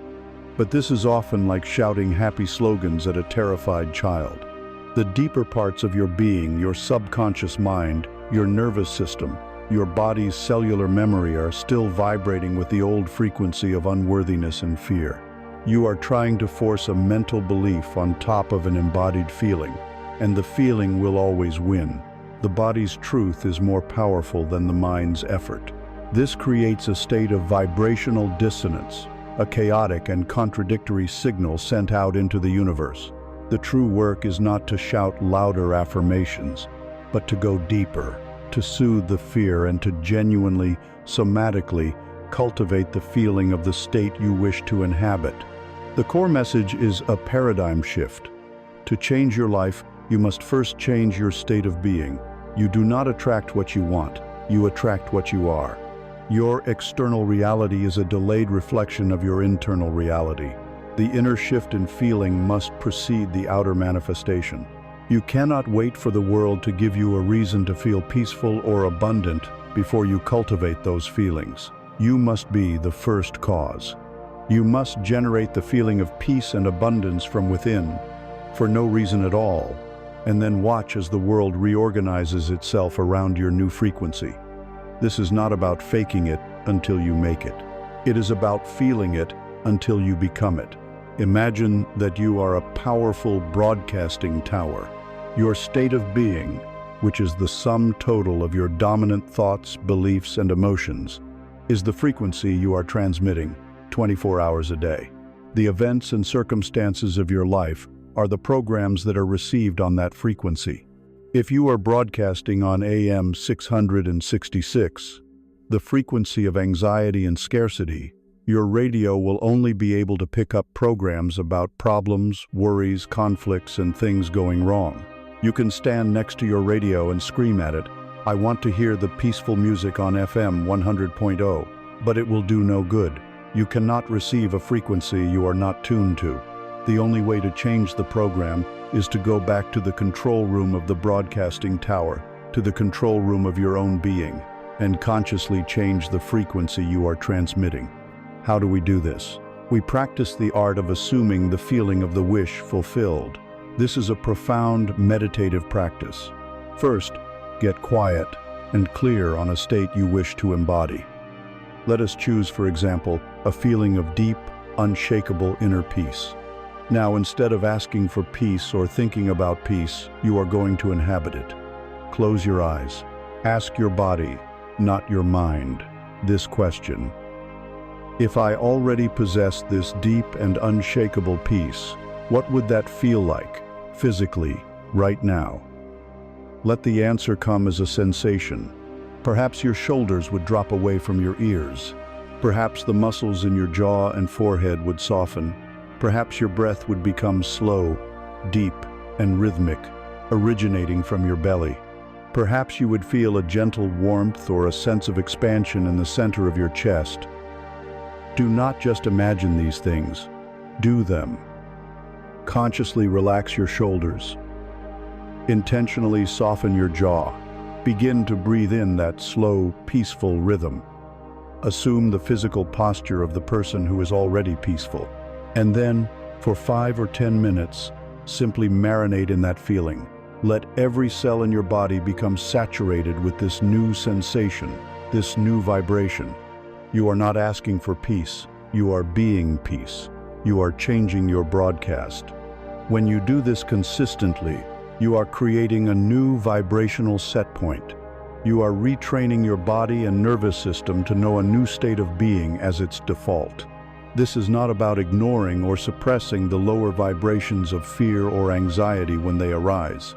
It is about consciously and regularly introducing a higher, more harmonious frequency into your system, giving your being a new truth to resonate with. This practice is a deep act of surrender. You are surrendering the frantic struggle of wanting and relaxing into the quiet power of being. You are giving up the fight to get something from the outside world and focusing on cultivating it within. To truly and permanently change our state of being, to broadcast a new, higher, and clearer frequency, requires more than just focusing on the light and practicing the feelings of joy and peace. It requires the courage to go into the basement of the broadcasting tower, into the engine room of our psyche, and to face the very parts of ourselves that are generating the old, static-filled, dense vibrations of fear, shame, and unworthiness. It requires us to do the sacred, necessary, and deeply transformative work of embracing our own shadows. In our journey to raise our vibration and align with a higher reality, there is a tempting and perilous trap. It is the trap of spiritual bypassing the attempt to reach the light by pretending the darkness does not exist.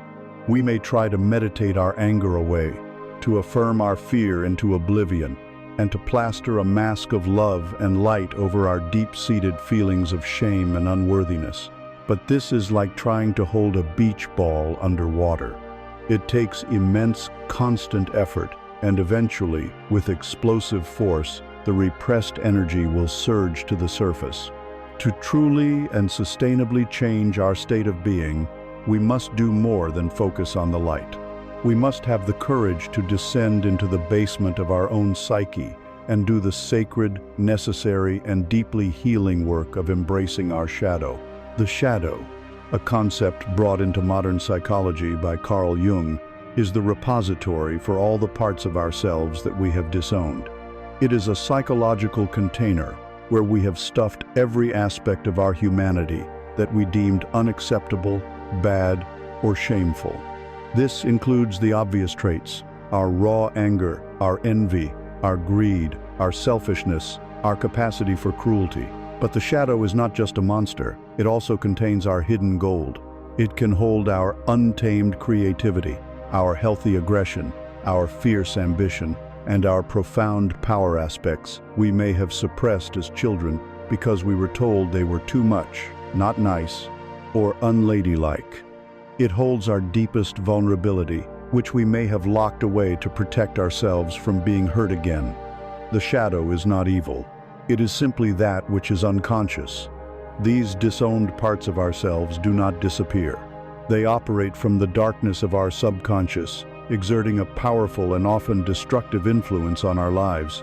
This manifests most clearly in the phenomenon of projection. What we refuse to see in ourselves, we are destined to see and despise in others.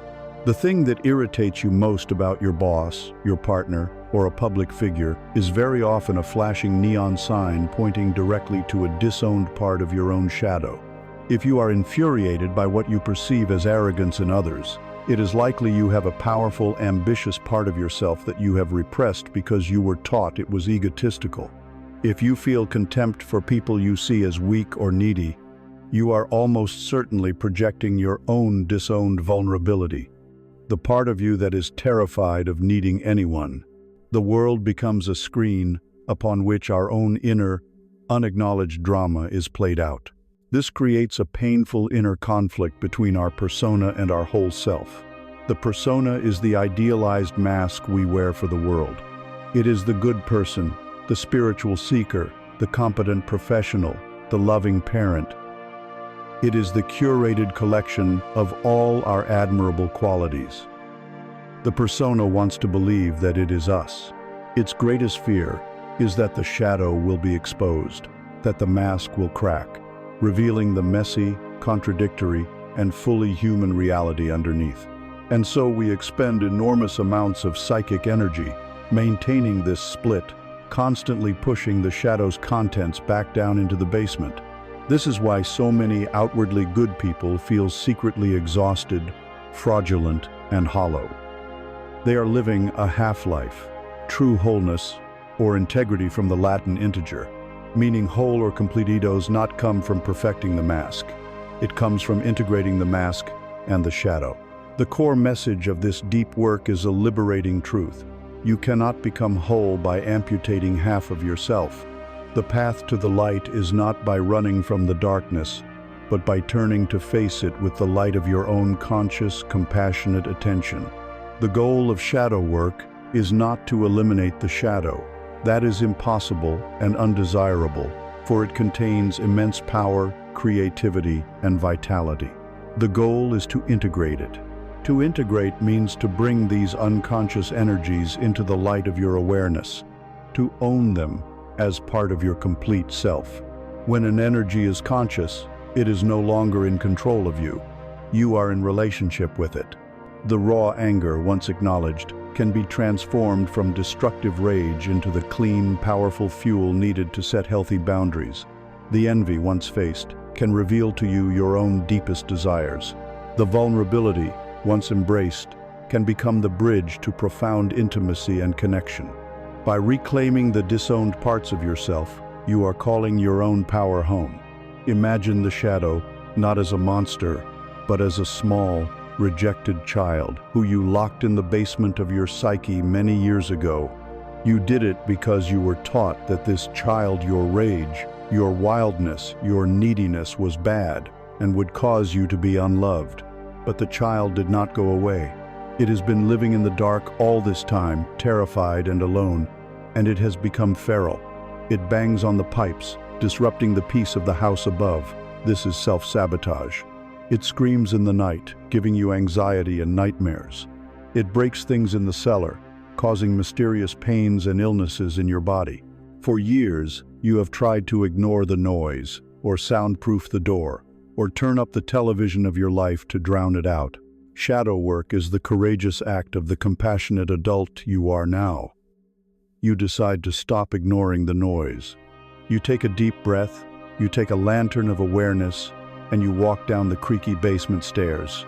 You unlock the door. You do not go in yelling at the child for all the trouble it has caused. You simply sit on the stairs, place the lantern on the floor, and allow the child to see you. And you say with genuine compassion, "I see you. I'm sorry I locked you away. I'm ready to listen now. What have you been trying to tell me all these years?" At first, the child may be distrustful and hostile. But if you continue to show up with patient, loving awareness, it will eventually begin to speak its truth. And as it is seen, heard, and acknowledged, it begins to heal. Its chaotic energy calms, and you can eventually invite it to come upstairs and rejoin the family of your whole self. A practical way to begin this dialogue is through journaling. Your journal can become the safe, private space where you descend the basement stairs. You can use specific prompts to invite the shadow's voice to emerge. Ask direct questions as if you were interviewing these disowned parts of yourself. Dear anger, what are you trying to protect? Dear jealousy, what deep desire are you pointing to? Dear inner critic, what are you so afraid would happen if you were silent for just one day? After writing the question, practice free writing. Write continuously for 10 minutes without stopping, without censoring, and, most importantly, without judging. Allow whatever wants to come onto the page to do so, no matter how irrational, ugly, or childish it sounds. You are simply giving the locked-away energy a voice. This is the act of opening the basement door. The goal is not to agree with the shadow, or to let it run your life, but to bring its unconscious energy into the light of your conscious awareness, where your wise, adult self can see it, understand its unmet needs, and integrate it with compassion. This profound inner work facing our stories, surrendering control, and embracing our shadow is not a chaotic or haphazard process. It requires a container. It requires a structure built not of punishment or rigidity, but of profound self-respect and love. It requires us to understand the deep and compassionate nature of discipline. This deep and often challenging inner work of facing our stories, surrendering control, and embracing the shadow cannot happen in a vacuum. It requires a safe and sturdy container. It requires a structure built not from the harsh materials of self-punishment and rigidity, but from the warm, strong elements of self-respect and profound love. It requires us to completely reimagine our understanding of discipline, to see it not as a cage, but as a crucible. It requires us to learn the compassion of discipline. For many of us, the word discipline is heavy. It carries the scent of joyless obligation, of military boot camps, of a stern inner critic cracking a whip. It feels like deprivation, like forcing ourselves to do things we hate out of a sense of grim duty. This definition is a relic of a fear-based way of being. We must discard it. True, conscious discipline is the opposite of punishment. It is one of the highest and purest forms of self-love. It is the wise, centered, adult part of you lovingly parenting the impulsive, wounded, and short-sighted part of you. It is the act of choosing what your soul wants most over what your ego wants now. It is the ultimate expression of freedom, because a lack of discipline does not make you free, it makes you a slave. It chains you to your worst impulses, your most ingrained habits, your deepest fears, and your unexamined addictions. The freedom to choose your response in any given moment, rather than being a victim of your automatic reactions, is a freedom that is forged only in the compassionate fire of discipline. At the heart of our daily experience lies a constant inner conflict, the voice of the impulsive self versus the whisper of the higher self. The impulsive self, the wounded inner child, seeks only immediate gratification and comfort. It is the voice that says, "Hit the snooze button. The world can wait. Eat the cake. It will make you feel better right now. Lash out in anger. It will release this pressure. Scroll through your phone for another hour. It will numb the emptiness." This part of you is not evil. It is simply trying to avoid pain in the only way it knows how. The higher self, the wise inner parent, holds a longer, more expansive vision for your life. It knows that the initial discomfort of getting out of bed leads to a more fulfilling day. It knows that the momentary pleasure of the cake is fleeting compared to the sustained vitality of a healthy body. It knows that processing an emotion with patience leads to real healing, while an angry outburst only creates more suffering. Discipline is the simple, conscious act of siding with your higher self. It is looking at the impulsive child with love and saying, I hear that you want comfort right now, but I love us too much to give you something that will harm us in the long run. We are going to do this instead. The core message is a foundational truth of creation. Discipline is the bridge that connects your deepest intentions to your daily reality. It is the structure that translates spiritual insight into lived experience. Without it, all the epiphanies, all the breakthroughs, all the beautiful aspirations remain as ethereal dreams that never touch the earth. Every single act of discipline, no matter how small it seems, is a powerful declaration to the universe and to yourself. It is a vote you cast for the person you are becoming. Each time you choose to meditate for 5 minutes, instead of picking up your phone, you are saying, "My peace is a priority." Each time you choose to respond with kindness when you feel the pull of anger, you are saying, "My character is more important than my reaction."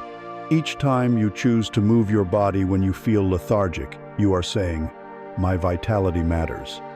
These are not small things. They are the atoms that build worlds. They are the threads from which the fabric of self-trust and self-respect is woven. Imagine your potential as a magnificent but unformed block of marble. Inside this raw stone, a masterpiece, your most authentic, fully realized self is waiting to be revealed. The impulsive, undisciplined part of your nature is content to leave the stone as it is. It may be rough and unformed, but it is familiar, and the work of sculpting is hard. Discipline is the sculptor's chisel and mallet. Each conscious, disciplined choice is a single, intentional tap of the chisel against the stone. One tap seems to do almost nothing. The change is imperceptible. 1,000 taps may only chip away a corner. This is why most people abandon the work. They lack the vision and patience to see the process through. But the master sculptor knows that the masterpiece is not liberated in a single grand, violent stroke. It is revealed through the patient, persistent, and loving accumulation of thousands upon thousands of small, deliberate taps. Over time, these compassionate and focused actions chip away the excess stone of your old conditioning, your limiting beliefs, and your self-sabotaging habits. And slowly, beautifully, the true form within begins to emerge. The primary reason we fail at discipline is that we try to sculpt the entire masterpiece in one day. We are filled with inspiration and vow to change everything at once, get overwhelmed by the sheer effort, and collapse back into our old ways, now with an added layer of guilt. The compassionate approach is to start small. So small, it is almost impossible to fail. We can use what is known as the 2-minute rule. When you want to build a new habit, scale it down to an action that takes less than 2 minutes to complete. Your goal to read more becomes read 1 page.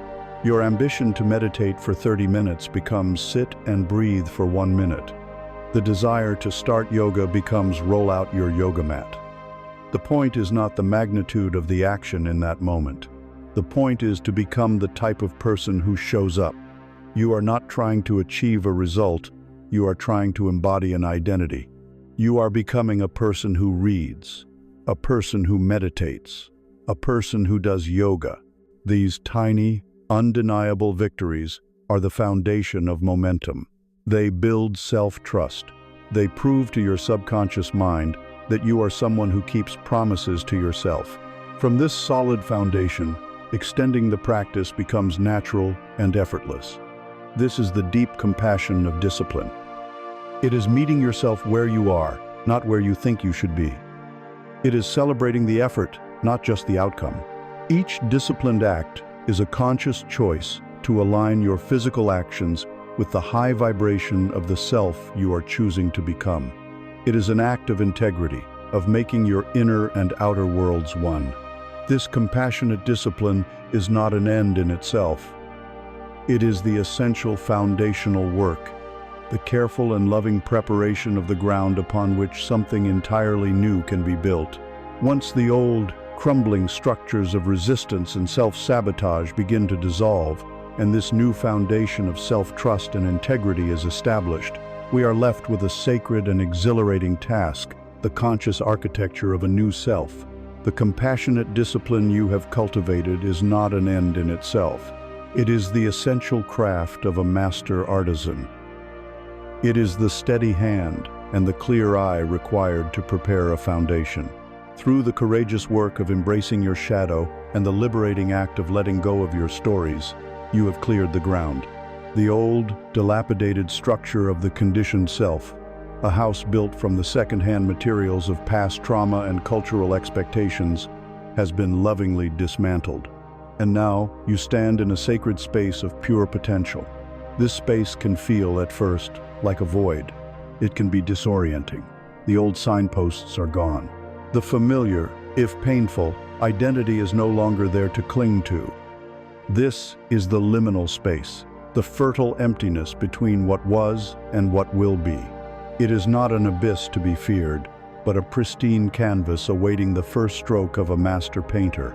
It is the cleared plot of land upon which you have earned the right to build. This is the beginning of the conscious architecture of a new self. In this open space, you will feel a powerful and seductive gravitational pull. It is the pull of the old blueprint. Your neural pathways, like well-worn grooves in a stone path, will try to guide you back to what is familiar. The temptation to rebuild the exact same house, with its same cracked foundations and its same dark rooms, will be immense. The old self, with all its pain and limitations, is a known quantity. Its misery is a familiar flavor. To construct something new requires vigilance, courage, and a persistent act of will. It requires you to consciously choose the new blueprint, day after day, moment after moment, even when it feels awkward, even when you feel like an imposter in your own new skin. This is the conflict between the comfort of your history and the call of your destiny. The core message, the truth that empowers you to pick up your new tools, is this: you are the architect of your soul. You are no longer a passive inhabitant of a structure built by others. You are the designer, the engineer, and the builder. This is not about constructing another rigid, perfect persona to impress the world. It is about creating a flexible, authentic, and resilient inner home, a sacred temple built not upon the shifting sands of external validation, but upon the bedrock of your own deepest values. It is about deciding, consciously, what materials you will use to build the person you are becoming. Let us return to the metaphor of the house. Your old self was a house built unconsciously. The foundation was poured from the limiting beliefs of your childhood. The walls were erected with the bricks of social conditioning. The floor plan was a confusing labyrinth designed to navigate the specific emotional dangers of your early life. It was a house built for survival, not for thriving. The work you have done until now has been the process of demolition. And now you stand on the empty plot, the sacred void, with a choice. You can let memory and habit rebuild the old structure, or you can unroll a new blueprint. This new blueprint is your consciously chosen set of core values. The new foundation is the self-trust you have built through compassionate discipline. The building materials are the new, conscious habits you are forming. The intention is to build a home with large windows to let in the light of awareness, with a strong roof to weather the storms of life, and with a simple, open floor plan that allows for the free flow of energy. A home that is a true sanctuary for your soul. The first and most critical task of any architect is to consult the blueprint. Therefore, your first practical task is to define your core values. This is an act of profound self-discovery. Take some time, a pen, and a piece of paper. In a quiet space, ask yourself, what truly, deeply matters to me? What principles do I want to guide my life, regardless of the outcome? To help you, consider words like these: authenticity, freedom, connection, peace, growth, integrity, creativity, compassion, strength, joy, service. Circle the words that resonate like the ringing of a bell in your soul. Then, from this larger list, prayerfully and intuitively narrow it down to the 3, 4, or perhaps 5 values that feel the most essential. These are non-negotiable. These are the load-bearing walls of your new inner home. Once you have identified them, write them down and place them where you can see them every day. These values now become your new compass, your true north. They simplify every decision. When faced with a choice, large or small, you no longer need to endlessly debate the pros and cons based on potential external rewards or punishments. You simply ask one question: which choice is more in alignment with my core value of integrity, of peace, of freedom? The answer is often immediately clear. This is what it means to live from the inside out. Your actions are no longer dictated by a desperate attempt to get something from the world, but by a joyful desire to express your deepest truth in the world. Your daily practice then becomes one of alignment. At the end of each day, you can hold a gentle review. Look at your list of values. Ask yourself, where did my actions today honor my value of compassion? Where did I fall out of alignment with my value of authenticity? This is not an exercise in self-judgment or guilt. It is a loving course correction, like a sailor making small adjustments to the tiller to stay true to the compass. Living in this way creates a profound sense of inner coherence. Your thoughts, your words, and your actions begin to sing in harmony. The exhausting static of inner conflict begins to fade, replaced by the clear, resonant tone of a life lived with purpose and integrity. Your happiness ceases to be a fragile thing dependent on external conditions and becomes a robust and unshakable sense of rightness that comes from being true to yourself. As you consciously inhabit this new architecture, as you make choices that align with the blueprint of your values, you are doing more than just changing your behavior. You are rewiring your brain. You are forging new neural pathways. You are strengthening the foundation of the new self. What once felt awkward and effortful begins to feel natural and authentic. You are no longer just acting like a person of integrity. You have become a person of integrity. You are no longer just practicing peace. You are peace. This is the miracle of conscious creation. You are not a creature of circumstance, forever defined by the house you were born into. You are a creator, endowed with the power and the sacred responsibility to build a life that is a true reflection of your soul's highest calling. As you begin to build and to truly inhabit this new inner home, a natural and beautiful consequence occurs. The silence left by the demolition of the old, inauthentic chatter is replaced by a new sound. It is a sound that rises not from the echoes of your past or the anxious whispers of your ego, but from the very foundation of your new architecture. You begin to discover your true voice, and with it, the courage to speak your authentic truth. From within the walls of your new inner architecture, a home built on the bedrock of your core values, a new sound begins to emerge. For most of your life, you have spoken with an echo. You have repeated the opinions of your parents, absorbed the anxieties of your culture, and adopted the values of your social circle to ensure your belonging. You have learned to be a masterful chameleon, skillfully blending in, your voice a carefully curated reflection of the voices around you. This is the echo safe, familiar, and devoid of your own unique life force. It is lip-syncing to a song you did not write. But now, from the quiet foundation of your authentic self, a different sound arises. It is not an echo, but a voice.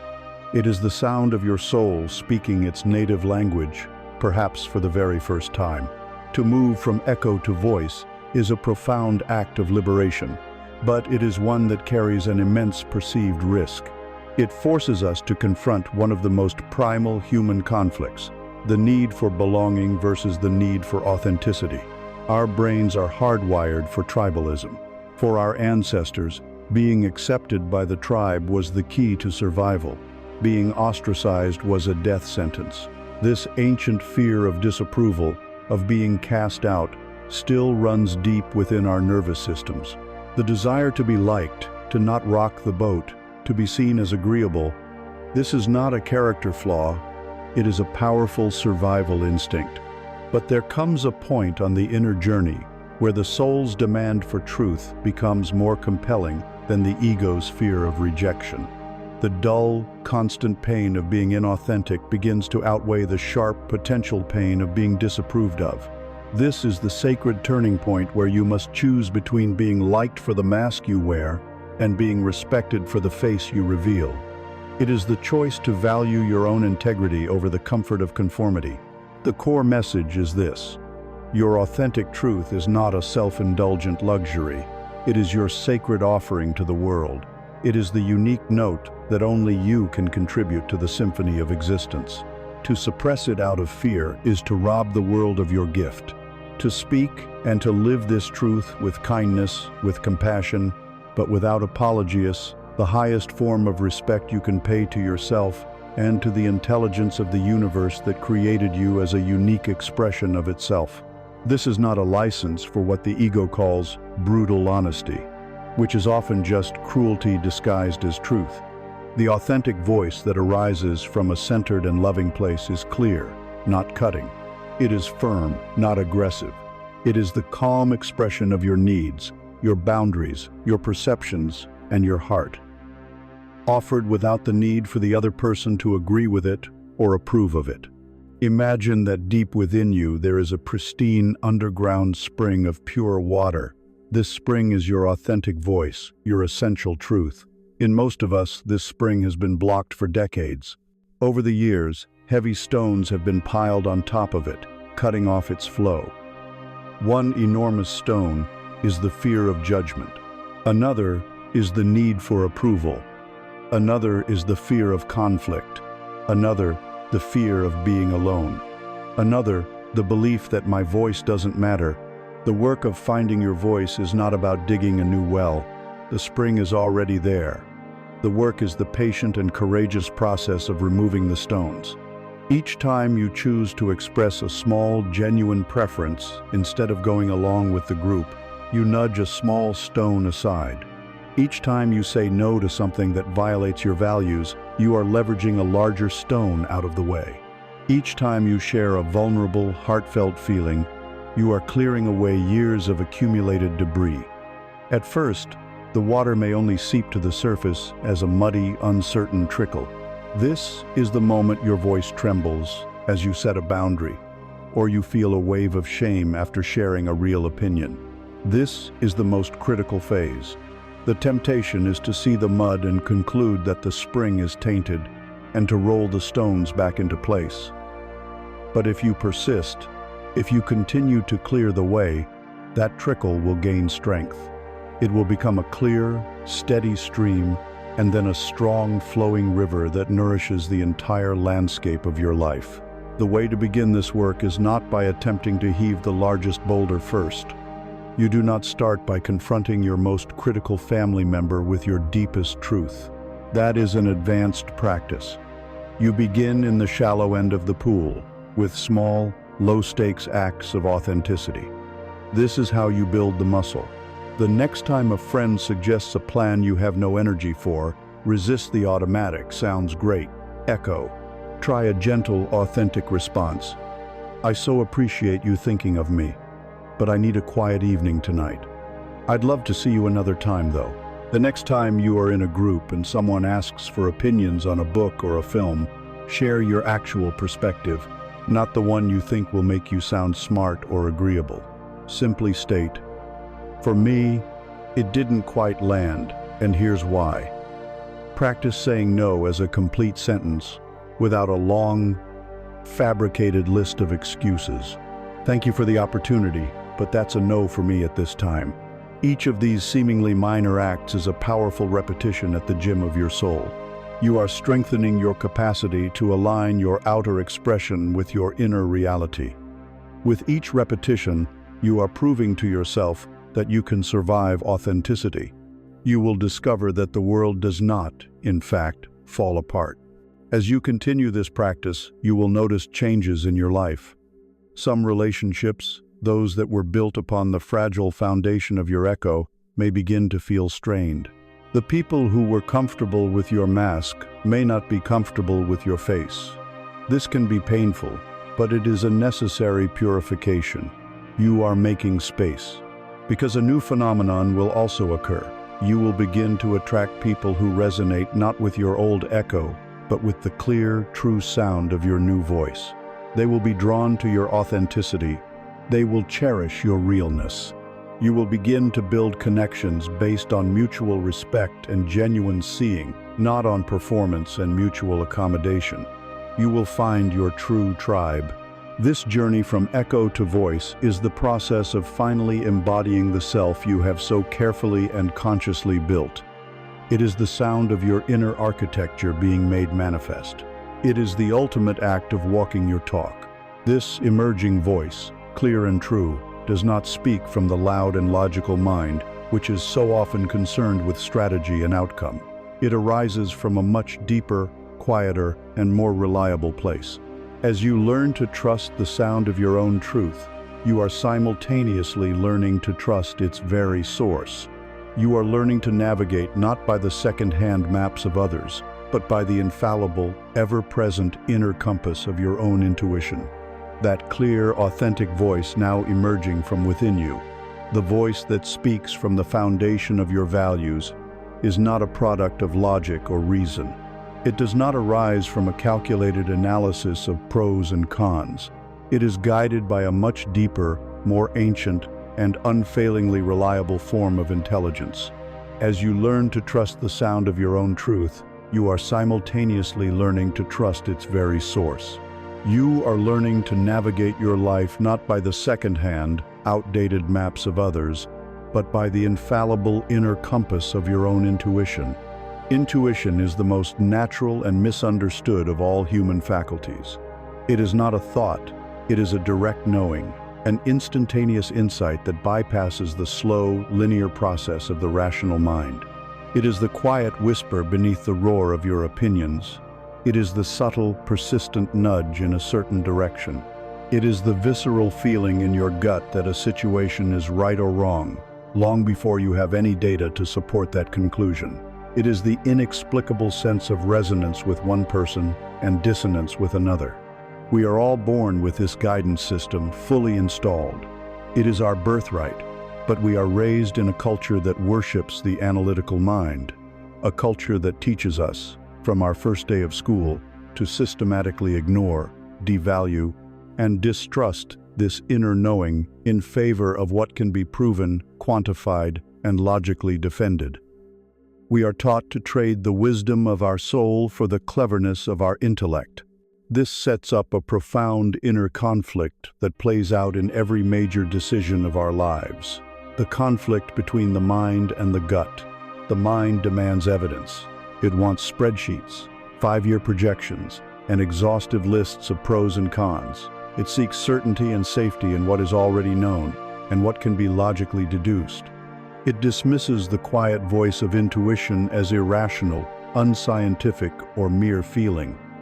The intuition, or the gut, speaks a different language entirely. It does not offer a detailed report. It offers a simple, holistic signal, a feeling of expansion or contraction, of openness or tightness, of peace or unease. It delivers its verdict instantly, without deliberation. The great tragedy of modern life is how often we hear the clear, quiet no from our intuition, but allow the loud, convincing arguments of our logical mind to talk us into proceeding anyway, almost always to our eventual regret. Every time you have said to yourself, "I knew I shouldn't have done that. I had a bad feeling about it from the start," you were recounting a moment when you betrayed your own inner compass. The core message, a truth you must come to trust more than you trust your own thinking, is this: your intuition is never wrong. It is your direct, uncorrupted line to your higher self and to the vast intelligence of the universe. It is calibrated specifically for you, your path, and your purpose. The signal itself is always pure. The mistakes we attribute to intuition are never a fault of the signal itself, but an error in our reception or interpretation of it. The loud static of the ego's fear can distort the message. The intense craving of desire can lead us to misinterpret a no as a yes. The primary art of living a soul-led life is learning to distinguish the calm, neutral, unwavering whisper of intuition from the agitated shouts of fear and the needy pleas of desire. A helpful metaphor is to see your rational mind as a map and your intuition as a compass. A map is an invaluable tool. It is a detailed record of known territories, created from the explorations of those who have gone before. If you are navigating a well-established city or following a conventional career path, a map is essential. To discard the map of logic in such situations would be foolish. However, many of the most important parts of your life's journey will take you through uncharted wilderness. There is no map for who you should marry, for what your unique creative purpose is, or for how to navigate a dark night of the soul. In this wild, unknown territory, a map is useless. What you need is a compass. A compass does not show you the terrain, the obstacles, or the destination. It does one thing, and one thing only, with unwavering perfection. It points to true north. Your intuition is this compass. It consistently points you in the direction of your own highest good, your most authentic path. So, how do we learn to read this compass, especially when we have been taught to ignore it for so long? We learn to listen to the body. The mind is a brilliant liar. It can rationalize any decision. The body, however, cannot lie. Its wisdom is primal and instantaneous. The practice is to turn your body into an oracle. When you are faced with a choice, find a quiet moment. Take a few deep breaths to still your mind. Bring the first option clearly into your awareness. Now, place a hand over your heart or over your solar plexus, the area of your gut. Ask your body a simple, silent question, such as, "Does this choice serve my highest evolution and well-being?" Then, immediately get out of your head and pay close attention to the first, subtle, physical sensation. Does your body respond with a feeling of expansion, of opening up? Does it feel lighter, warmer? Is there a subtle sense of your energy leaning forward into the choice? This is the body's yes. Or, does your body respond with a feeling of contraction, of tightening, of clenching? Does it feel heavier, colder? Do you feel a knot in your stomach or a subtle pulling back of your energy? This is the body's clear and unambiguous no. The key is to trust the very first signal, the one that arises in the split second before your analytical mind has a chance to jump in and say, "But that doesn't make logical sense," or, "But what will people think?" That first, visceral response is the pure, unadulterated truth of your intuition. To build trust in this inner compass requires practice. Start with small, low-stakes decisions. What to eat for lunch? Which route to take to the store? Whether to say yes or no to a small social invitation. Practice tuning into your body's yes or no, and then honoring it. Keep a journal of these small, intuitive hits. As you see the positive results of following this guidance, you will build a powerful feedback loop of trust. You will become more confident in listening to your compass on bigger decisions. This practice is the culmination of all the work you have done so far. A quiet mind, from the practice of meditation, allows you to hear the whisper. An open heart, from the practice of feeling your emotions, allows the signal to be received without judgment. A clear psyche, from the practice of shadow work, ensures the signal is not distorted by fear. As you learn to live by this inner compass, an inevitable and natural sorting process begins to occur in your outer world. Your authentic, intuition-led energy acts as both a powerful magnet and a powerful repellent. You begin to effortlessly attract people, opportunities, and relationships that are in harmony with your true north. And just as effortlessly, relationships and situations that were based on your old, inauthentic, logic-driven path will begin to naturally fall away. You are no longer desperately seeking connection. You are becoming a living beacon for sacred connections. As you learn to live from that deep, quiet center, navigating by the unwavering compass of your intuition, a profound and automatic restructuring begins to occur in your outer world. The very frequency of your being has changed, and like a powerful tuning fork, you have begun to alter the energetic field around you. This initiates a natural and inevitable process of relational sorting. You become a beacon for sacred connections, and in doing so, you must accept that some old ships will no longer be sailing to your shore. For years, many of your relationships were likely built on a foundation of your old, conditioned self. They were formed around shared anxieties, mutual complaints, trauma bonds, or the unspoken agreement to not challenge each other's masks. Now, you have changed the terms of the agreement. You are no longer available for gossip that drains your energy. You no longer participate in the familiar ritual of complaining about the world. You no longer seek validation by playing a role. As you begin to speak with your authentic voice and live by your inner truth, a dissonance will arise in these old connections. Conversations may feel strained. You may find you have less and less in common. This drifting apart is rarely a dramatic event. More often, it is a slow, quiet, and sometimes melancholic fading. It must be understood that this is not a failure.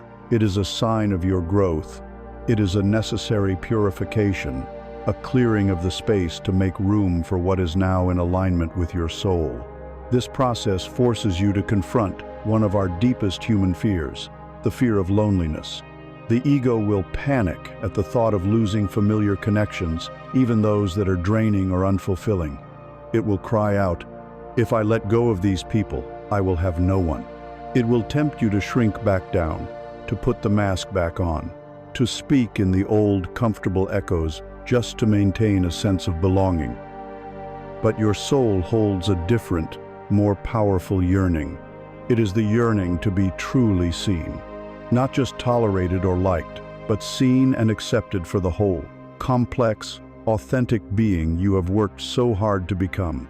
The inner conflict is between the safety of a familiar prison and the terrifying freedom of the open sky. The turning point arrives when the quiet agony of being invisible in your current relationships becomes greater than your fear of standing alone. It is in this courageous choice to embrace a potential emptiness that you create the sacred vacuum into which true connection can finally flow. The core message is a law of spiritual physics. You attract who you are, not who you want. The most powerful work you can do to cultivate beautiful, supportive relationships is not to go out and search for the right people, but to focus entirely on being the right person. As you do the inner workers, you heal your wounds, integrate your shadow, and learn to love and approve of yourself. You naturally become a magnet for others who are engaged in the same sacred work. You begin to attract people who resonate with your newfound integrity, your peace, your authenticity. A sacred connection is a relationship that nourishes your soul. It is a bond where you feel safe to be your whole self, where you are celebrated for your truth, not just tolerated for your performance. It is a connection that leaves you feeling more energized, more inspired, and more you after you part ways. The most potent metaphor for this new way of being in relationship is that of the lighthouse. For much of our lives, we operate like frantic shipwreck survivors, running up and down the dark coastline, waving a small lantern, trying to chase down ships and convince them to come to our harbor. We chase after love, we perform for friendship, we contort ourselves for approval. It is an exhausting, desperate, and needy way to live. The path of surrender and self-possession invites you to stop running. It invites you to realize that you are not a survivor on the shore. You are the lighthouse itself. Your only job, your sacred duty, is to tend to your own inner light. You go within. You climb the spiral staircase of your own consciousness. You diligently clean the great lens, clearing it of your limiting beliefs and distorted perceptions. You fuel the lamp with your practices of self-care, meditation, and joy. And then, you simply stand tall, rooted to your own spot on the earth, and you shine. You shine your unique, authentic, unwavering light out into the world. You do not worry about which ships are sailing by. You do not curse the ones that do not turn toward you. You simply shine, and you trust. You trust that the ships that are meant for your harbor, the souls that are navigating their own journey and are in need of your specific frequency of light, will see you from across the vastness of the ocean and be guided home. Your harbor is not meant for every ship, only for your soul family. A practical way to begin this process of tending to your relational world is to conduct a gentle but honest energetic inventory.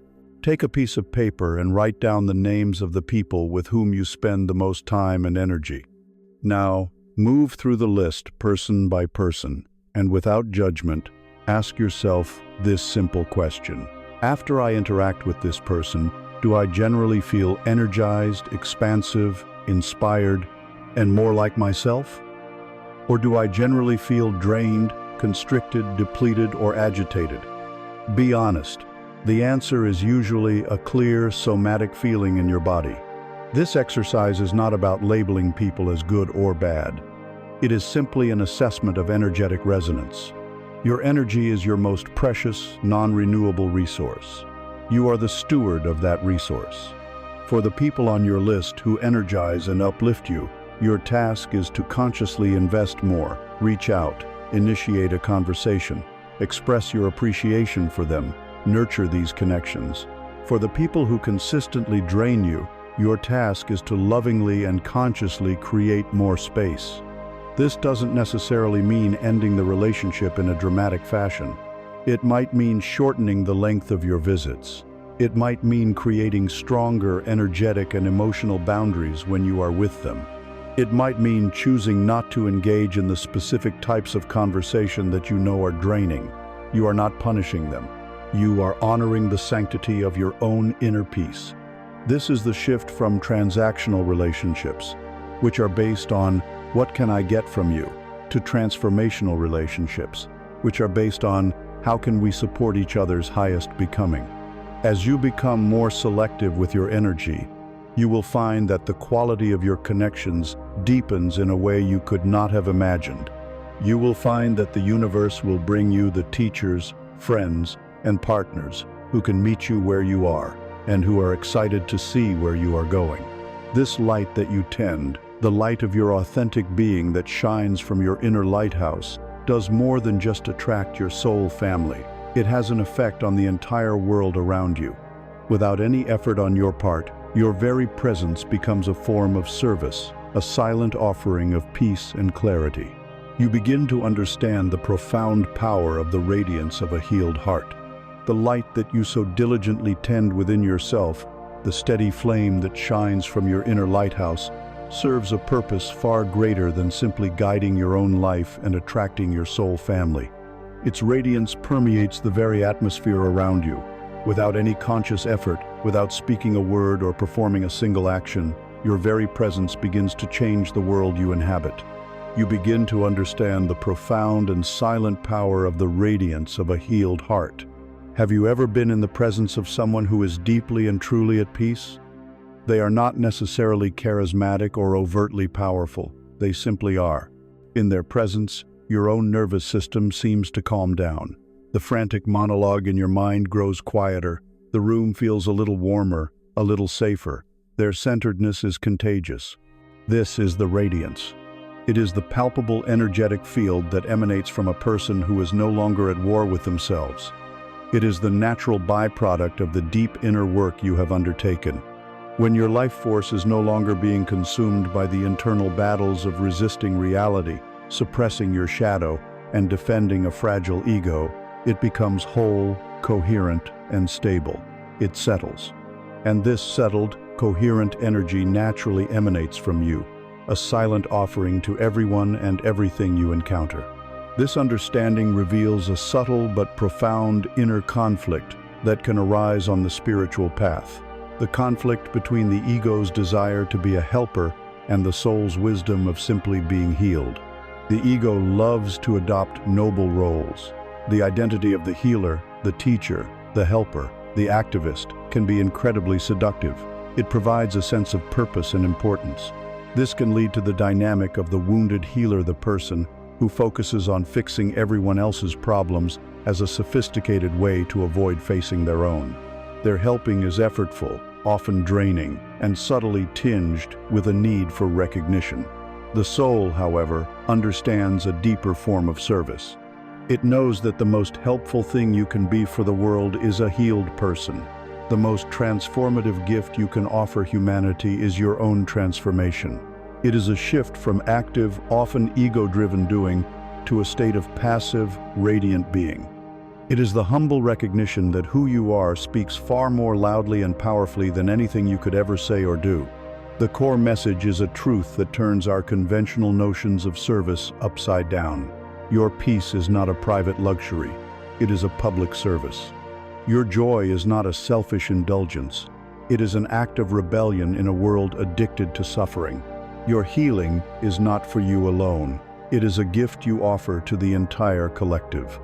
The most profound and lasting change you can make on this planet is the change you make within the landscape of your own heart.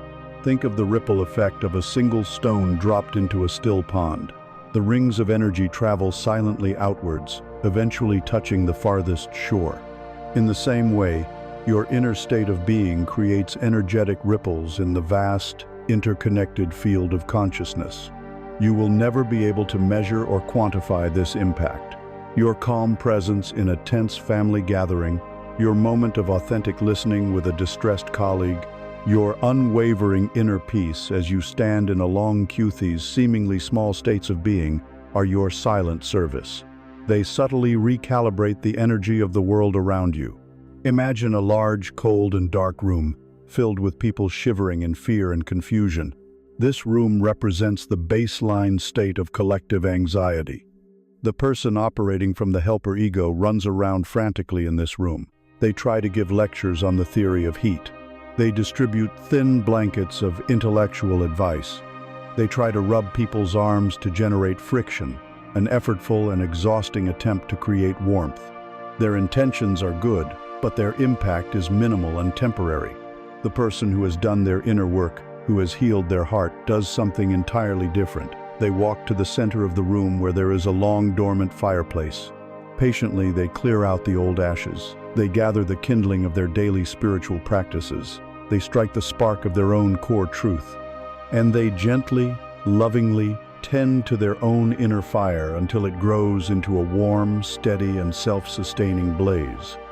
And then they do nothing more. They simply sit by the fire and enjoy its warmth. But the fire's nature is to radiate. Its warmth and light spread effortlessly throughout the entire room. The people who are cold and shivering, without any instruction or coercion, instinctively begin to draw closer to the source of the heat. The light from the fire allows everyone to see their own situation more clearly. The healed being's only job was to tend to their own fire. The radiance did the rest. A direct and powerful way to tend this inner fire, to consciously cultivate the energy you wish to radiate, is the practice of loving kindness, or meditation. This is the active generation of the warmth that can heal the world. Find a quiet, comfortable space. Take a few breaths and allow a feeling of gentle warmth to arise in your chest. First, you offer this warmth to yourself. Repeating silently, you offer the phrases, "May I be happy. May I be healthy. May I be safe. May I live with ease." Feel the sincerity of this wish for your own well-being. You must fill your own lamp with oil before you can offer its light to others. Next, bring to mind a person you love easily and unconditionally. Picture them clearly and radiate these same feelings toward them. May you be happy. May you be healthy. May you be safe. May you live with ease. Feel the natural flow of love from your heart to theirs. Then, bring to mind a neutral person, someone you neither like nor dislike, perhaps a clerk from a store or a person you pass on the street. Offer them the same sincere wishes. This practice stretches your heart muscle, expanding its capacity for impartial compassion. The next stage is to bring to mind a difficult person, someone with whom you have conflict or resentment. As best you can, offer them the same wishes. This is not about condoning their actions. It is about freeing yourself from the toxic, low vibration of hatred and resentment. It is an act of radical self-liberation. Finally, you expand your awareness to encompass all beings, without exception, in your city, your country, on your continent, across the entire planet. Radiate the light of your healed heart outwards in all directions. May all beings everywhere be happy, healthy, safe, and live with ease.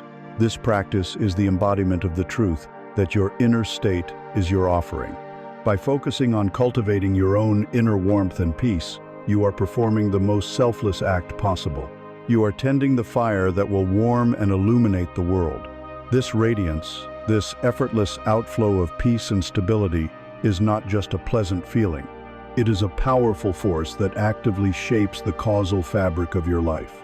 It demonstrates a profound law of the universe, the law of cause and effect, known in the East as karma. But seen through this new lens of surrender and being, we can begin to understand the karma not of action alone, but the karma of surrender itself. The radiance that emanates from a healed heart is more than just a pleasant feeling or a passive state of being. It is an active and powerful force that fundamentally alters the causal fabric of your life. It demonstrates, on a moment-to-moment basis, one of the most profound and often misunderstood laws of the universe, the law of karma. To truly integrate the journey we have taken, we must now look at this ancient law not through the lens of reward and punishment, but through the clear, illuminating light of surrender. We must come to understand the karma of surrender itself. In the popular imagination, karma is often depicted as a cosmic accounting system, a celestial ledger where a divine scorekeeper tallies up our good and bad deeds. Do good, and you get rewarded. Do bad, and you get punished. This transactional interpretation, while containing a sliver of truth, is a projection of the human ego's desire for a simple, predictable system of justice. It turns spirituality into a bartering system. I will be kind to this person so that the universe will be kind to me. I will donate this money so that I can attract more abundance. This is not wisdom. It is the ego trying to manipulate the laws of creation for its own benefit. The true meaning of karma is far simpler, more profound, and more impersonal. Karma literally means action or deed. It is the universal law of cause and effect. It states that every cause produces a corresponding effect, and every effect has its origin in a cause. It is as neutral and as reliable as the law of gravity. The deepest insight into this law is the recognition that the most powerful and continuous cause you are setting in motion is not just your physical actions, but your inner state of being. The vibration you hold, the intention from which you operate, is the primary seed you are planting in the fertile field of the universe. This is where we see the immense conflict between the ego's approach to good deeds and the soul's understanding of pure intention. The ego can perform a charitable act while vibrating with a frequency of self-congratulation or a hidden desire for recognition. The soul can perform the exact same act from a place of pure, selfless compassion, with no thought of return. The outer actions may look identical, but the inner cause the karmic seeds vastly different, and therefore the effects that ripple back into one's life will be of a completely different nature. This brings us to the core message, a truth that simplifies and clarifies the entire spiritual path. The most powerful and positive karmic action you can take at any time, in any situation, is the inner act of complete surrender. Surrender is the cessation of the cause of suffering. When you are in a state of resistance, you are actively creating a cause of conflict. You are planting a seed of struggle. The universe, in its perfect, impersonal way, must therefore return to you an effect of struggle. When you are trying to control, to force, to manipulate, you are creating a cause of tension and friction. The universe must, therefore, return to you an effect of tension and friction. But when you practice surrender, when you accept what is without internal warfare, you cease to plant these painful seeds. You are creating a cause of harmony, of acceptance, of flow. The necessary karmic effect is one of greater harmony, greater flow, greater ease. By aligning your inner state with the reality of the present moment, you are aligning yourself with the effortless power of the universe itself. Imagine your consciousness as a magnificent garden. Every thought you think, every word you speak, every action you take, and most importantly, every state of being you inhabit, is a seed that you are planting in this garden. When you live in a state of resistance, fear, anger, and the need to control, you are diligently sowing a garden of thorns, stones, and bitter weeds. Then, when you walk through your life, you are constantly pricked by conflict. You trip over obstacles, and you are nourished by nothing but bitterness. You may curse the garden, but the garden is merely a perfect reflection of the seeds you planted. When you begin to live from a state of surrender, of acceptance, of trust, and of love, you are planting entirely different seeds. You are sowing flowers of beauty, fruit trees of nourishment, and soft grass of ease. Your life, the garden you walk through, naturally becomes a place of fragrance, sustenance, and peace. You are the gardener. The law of karma is simply the law of the harvest. You reap what you sow. Surrender is the conscious choice to stop planting thorns and to start planting flowers. The practical application of this understanding is a simple, momentary pause that can purify the karmic quality of your entire life. It is the practice of the intention check. Before you speak or act, especially in a situation that is emotionally charged, learn to create a space with a single, conscious breath. In that sacred pause, which may last no longer than a heartbeat, turn your awareness inward and ask your heart, from where is this intended action arising? What is its source? Is it coming from a place of fear, from a need to be right, from a desire to control or punish? Is it a reaction born of resistance? If you feel a contraction, a tightness, a defensive energy, that is your answer. Or is this action arising from a place of acceptance, of trust, of love? Is it a creative response to what is offered for the highest good of all? If you feel an openness, a calmness, a sense of rightness, that is your answer. This micro-practice does not require a long debate. The answer is felt instantly. If you find the intention is sourced from fear or resistance, the wisest action may be to do nothing at all, to wait, to return to a state of surrender before proceeding. If the intention is sourced from a place of love and trust, you can act with a clean and powerful confidence. This one-breath check is a powerful tool for karmic hygiene. It ensures you are consciously choosing the seeds you plant, rather than scattering the thorns of your unconscious reactions. By consciously choosing a state of surrender, you also begin to neutralize the momentum of old karma. Many of us are caught in repetitive life patterns, experiencing the same types of painful situations over and over again. This is the wheel of karma. We experience a painful event. We react with our conditioned resistance and fear. That reaction becomes a new cause, which then creates a similar painful event in the future. We are trapped in a feedback loop. Surrender is how you step off the wheel. When the painful event arises and you meet it not with your habitual reaction, but with conscious acceptance and surrender, you break the chain.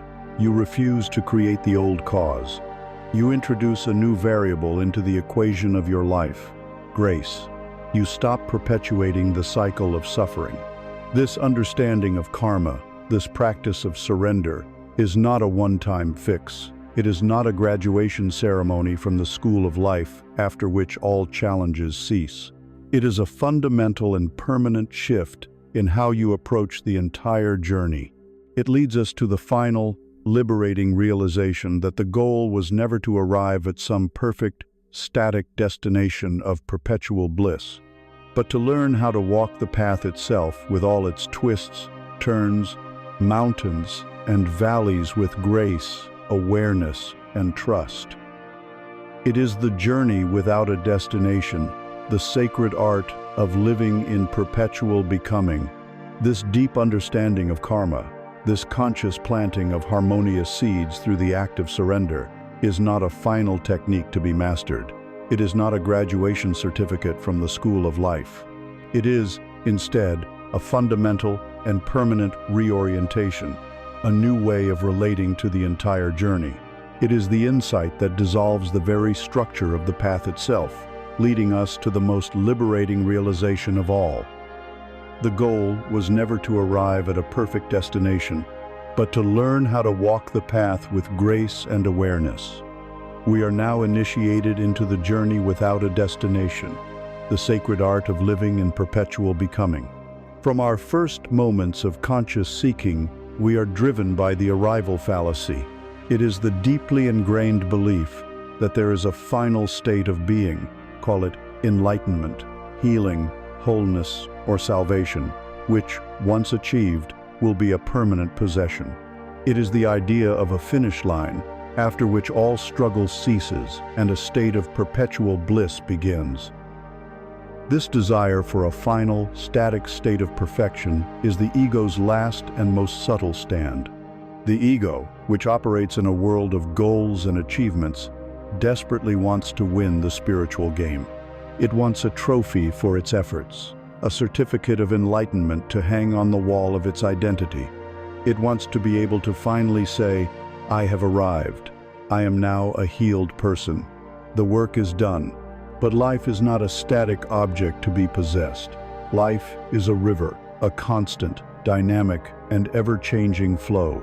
To seek a permanent state is to seek to freeze the river, which is to destroy its very nature. There will be days of sublime clarity, and there will be days the old confusion fogs your mind. There will be moments of expansive, heart-opening love, and there will be moments when the familiar shadow of your fear or anger makes a brief appearance. The great difference now is that you no longer mistake the weather for the sky. You have the tools, you have the awareness, you have the compassion to meet whatever arises without being consumed by it. You have learned not to stop the waves from coming, but to surf. This is the profound inner conflict between the goal-oriented ego and the process-oriented soul. Our entire culture trains us for the destination. We endure our studies for the degree. We endure the work for the weekend, the promotion, the retirement. The present is constantly sacrificed for the future. The ego lives in this state of perpetual deferment. The soul, however, knows only one reality, the present moment. It knows that the entire journey of your life is only ever happening in this single, unfolding instant. The treasure is not at the end of the path. The treasure is the path. The richness is not found in the final view from the summit, but in the quality of your attention to each and every step along the way. To awaken is to release our addiction to the destination and to fall in love with the process. The core message, the synthesis of this entire journey, is this. The purpose of your life is not to get somewhere else. The purpose of your life is to be fully where you are. The point was never to eliminate your ego, but to stop identifying with it. The goal was not to banish your shadow, but to integrate it with love. The prize was not a life free from problems, but the inner freedom to meet any problem with peace. It is the fundamental shift from seeking a perfect state to embodying a perfect process, the ongoing, moment-to-moment process of meeting life as it is, with an open and surrendered heart. Let us abandon the old metaphor of climbing a single, arduous mountain to plant a flag at its peak. This is a model of conquest and arrival. A more truthful metaphor for a conscious life is the art of mountain walking. The journey of your life takes you through a vast and varied mountain range. You do not conquer it, you explore it. You learn to walk through all terrains. There are sun-drenched valleys of joy and ease, where the path is clear and your steps are light. You savor these times. There are dense, dark forests of confusion and despair, where you lose the path and must rely on your inner compass. There are treacherous, wind-swept ridges of crisis, where you must draw on all your strength and courage just to take the next step. And yes, there are summits. You reach a peak of understanding, a moment of profound clarity. The view is magnificent. You can see where you have come from and the landscape ahead. You feel a sense of peace and accomplishment. But from that summit, you do not see a finish line. You see a breathtaking, endless vista of other peaks, other valleys, other mountains stretching to the horizon. The beginner, the one still caught in the arrival fallacy, might despair at this sight, thinking, the journey is not over, I have to keep walking.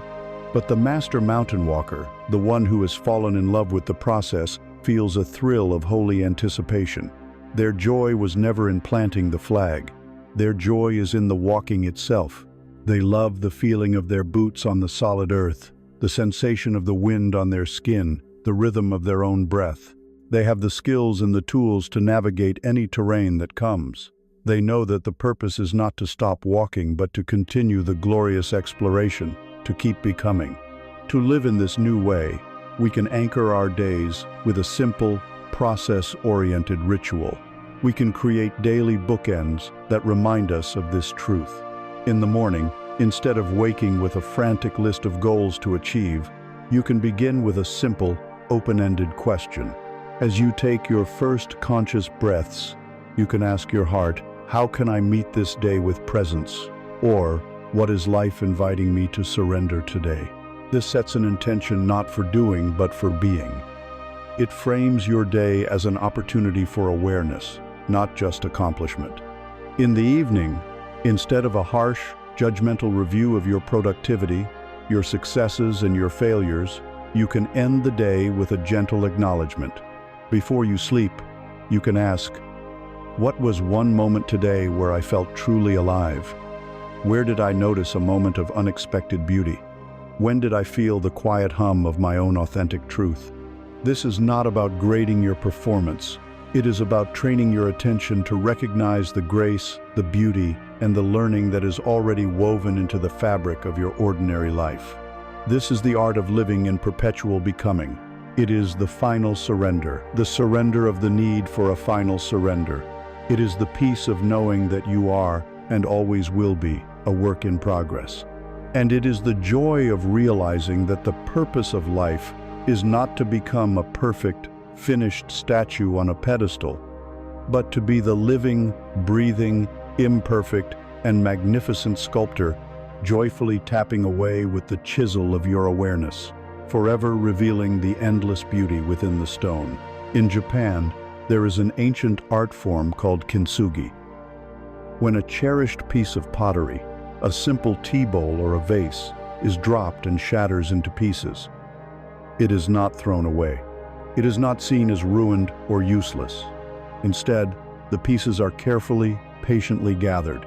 They are meticulously rejoined, not with an invisible glue that seeks to hide the damage, but with a precious lacquer dusted with powdered gold. The lines of breakage are not concealed, they are illuminated. The bowl is not just repaired, but reborn, and it is considered more beautiful and more valuable for having been broken. The scars become the most celebrated part of the object, a testament to its history, its resilience, and its capacity for transformation. This is the map of your own journey. You came to this path perhaps feeling shattered, broken by life, by loss, by trauma, by the quiet ache of a heart that has been fractured. You may have believed that you were irrevocably damaged, that your cracks and fissures were a source of shame, something to be hidden from the world. You may have spent years trying to pretend you were whole, an exhausting performance that only deepened the pain. The journey you have taken here, through the shadows and the light of your own soul, has been the patient and sacred art of kintsugi. You have gathered the scattered pieces of yourself. With the gold of your own compassionate awareness, you have begun to mend the breaks. You have learned that the only way to heal was to go through. Look now at the vessel of your own being. See the fine golden lines that trace their way across your heart. These are your scars. They are not signs of your weakness, but emblems of your strength. They are the proof that you were willing to feel, to break, and to heal. Do not hide them. Do not be ashamed of them. They are your beauty. They are your wisdom. You are not more beautiful in spite of being broken, but because of it. The lines of gold, tell the story of your courage. They are where the light now enters, and where the light now shines out. The power you have discovered on this path was not given to you. It was simply uncovered. It was always there, beneath the noise of the mind, beneath the armor of busyness, beneath the illusion of control. It is the silent, indestructible awareness that is your true nature. The journey through the storm was never about defeating the storm. It was about discovering that you were the sky, vast and untouched, capable of holding any weather. So walk on, not as a seeker searching for a final destination, but as a master walker, in love with the journey itself. Meet each moment with the quiet confidence of one who has faced their own depths and found not an abyss, but a wellspring of grace. The only way out was always through, and the journey through was always a journey home, to the vast, unbreakable space that is you.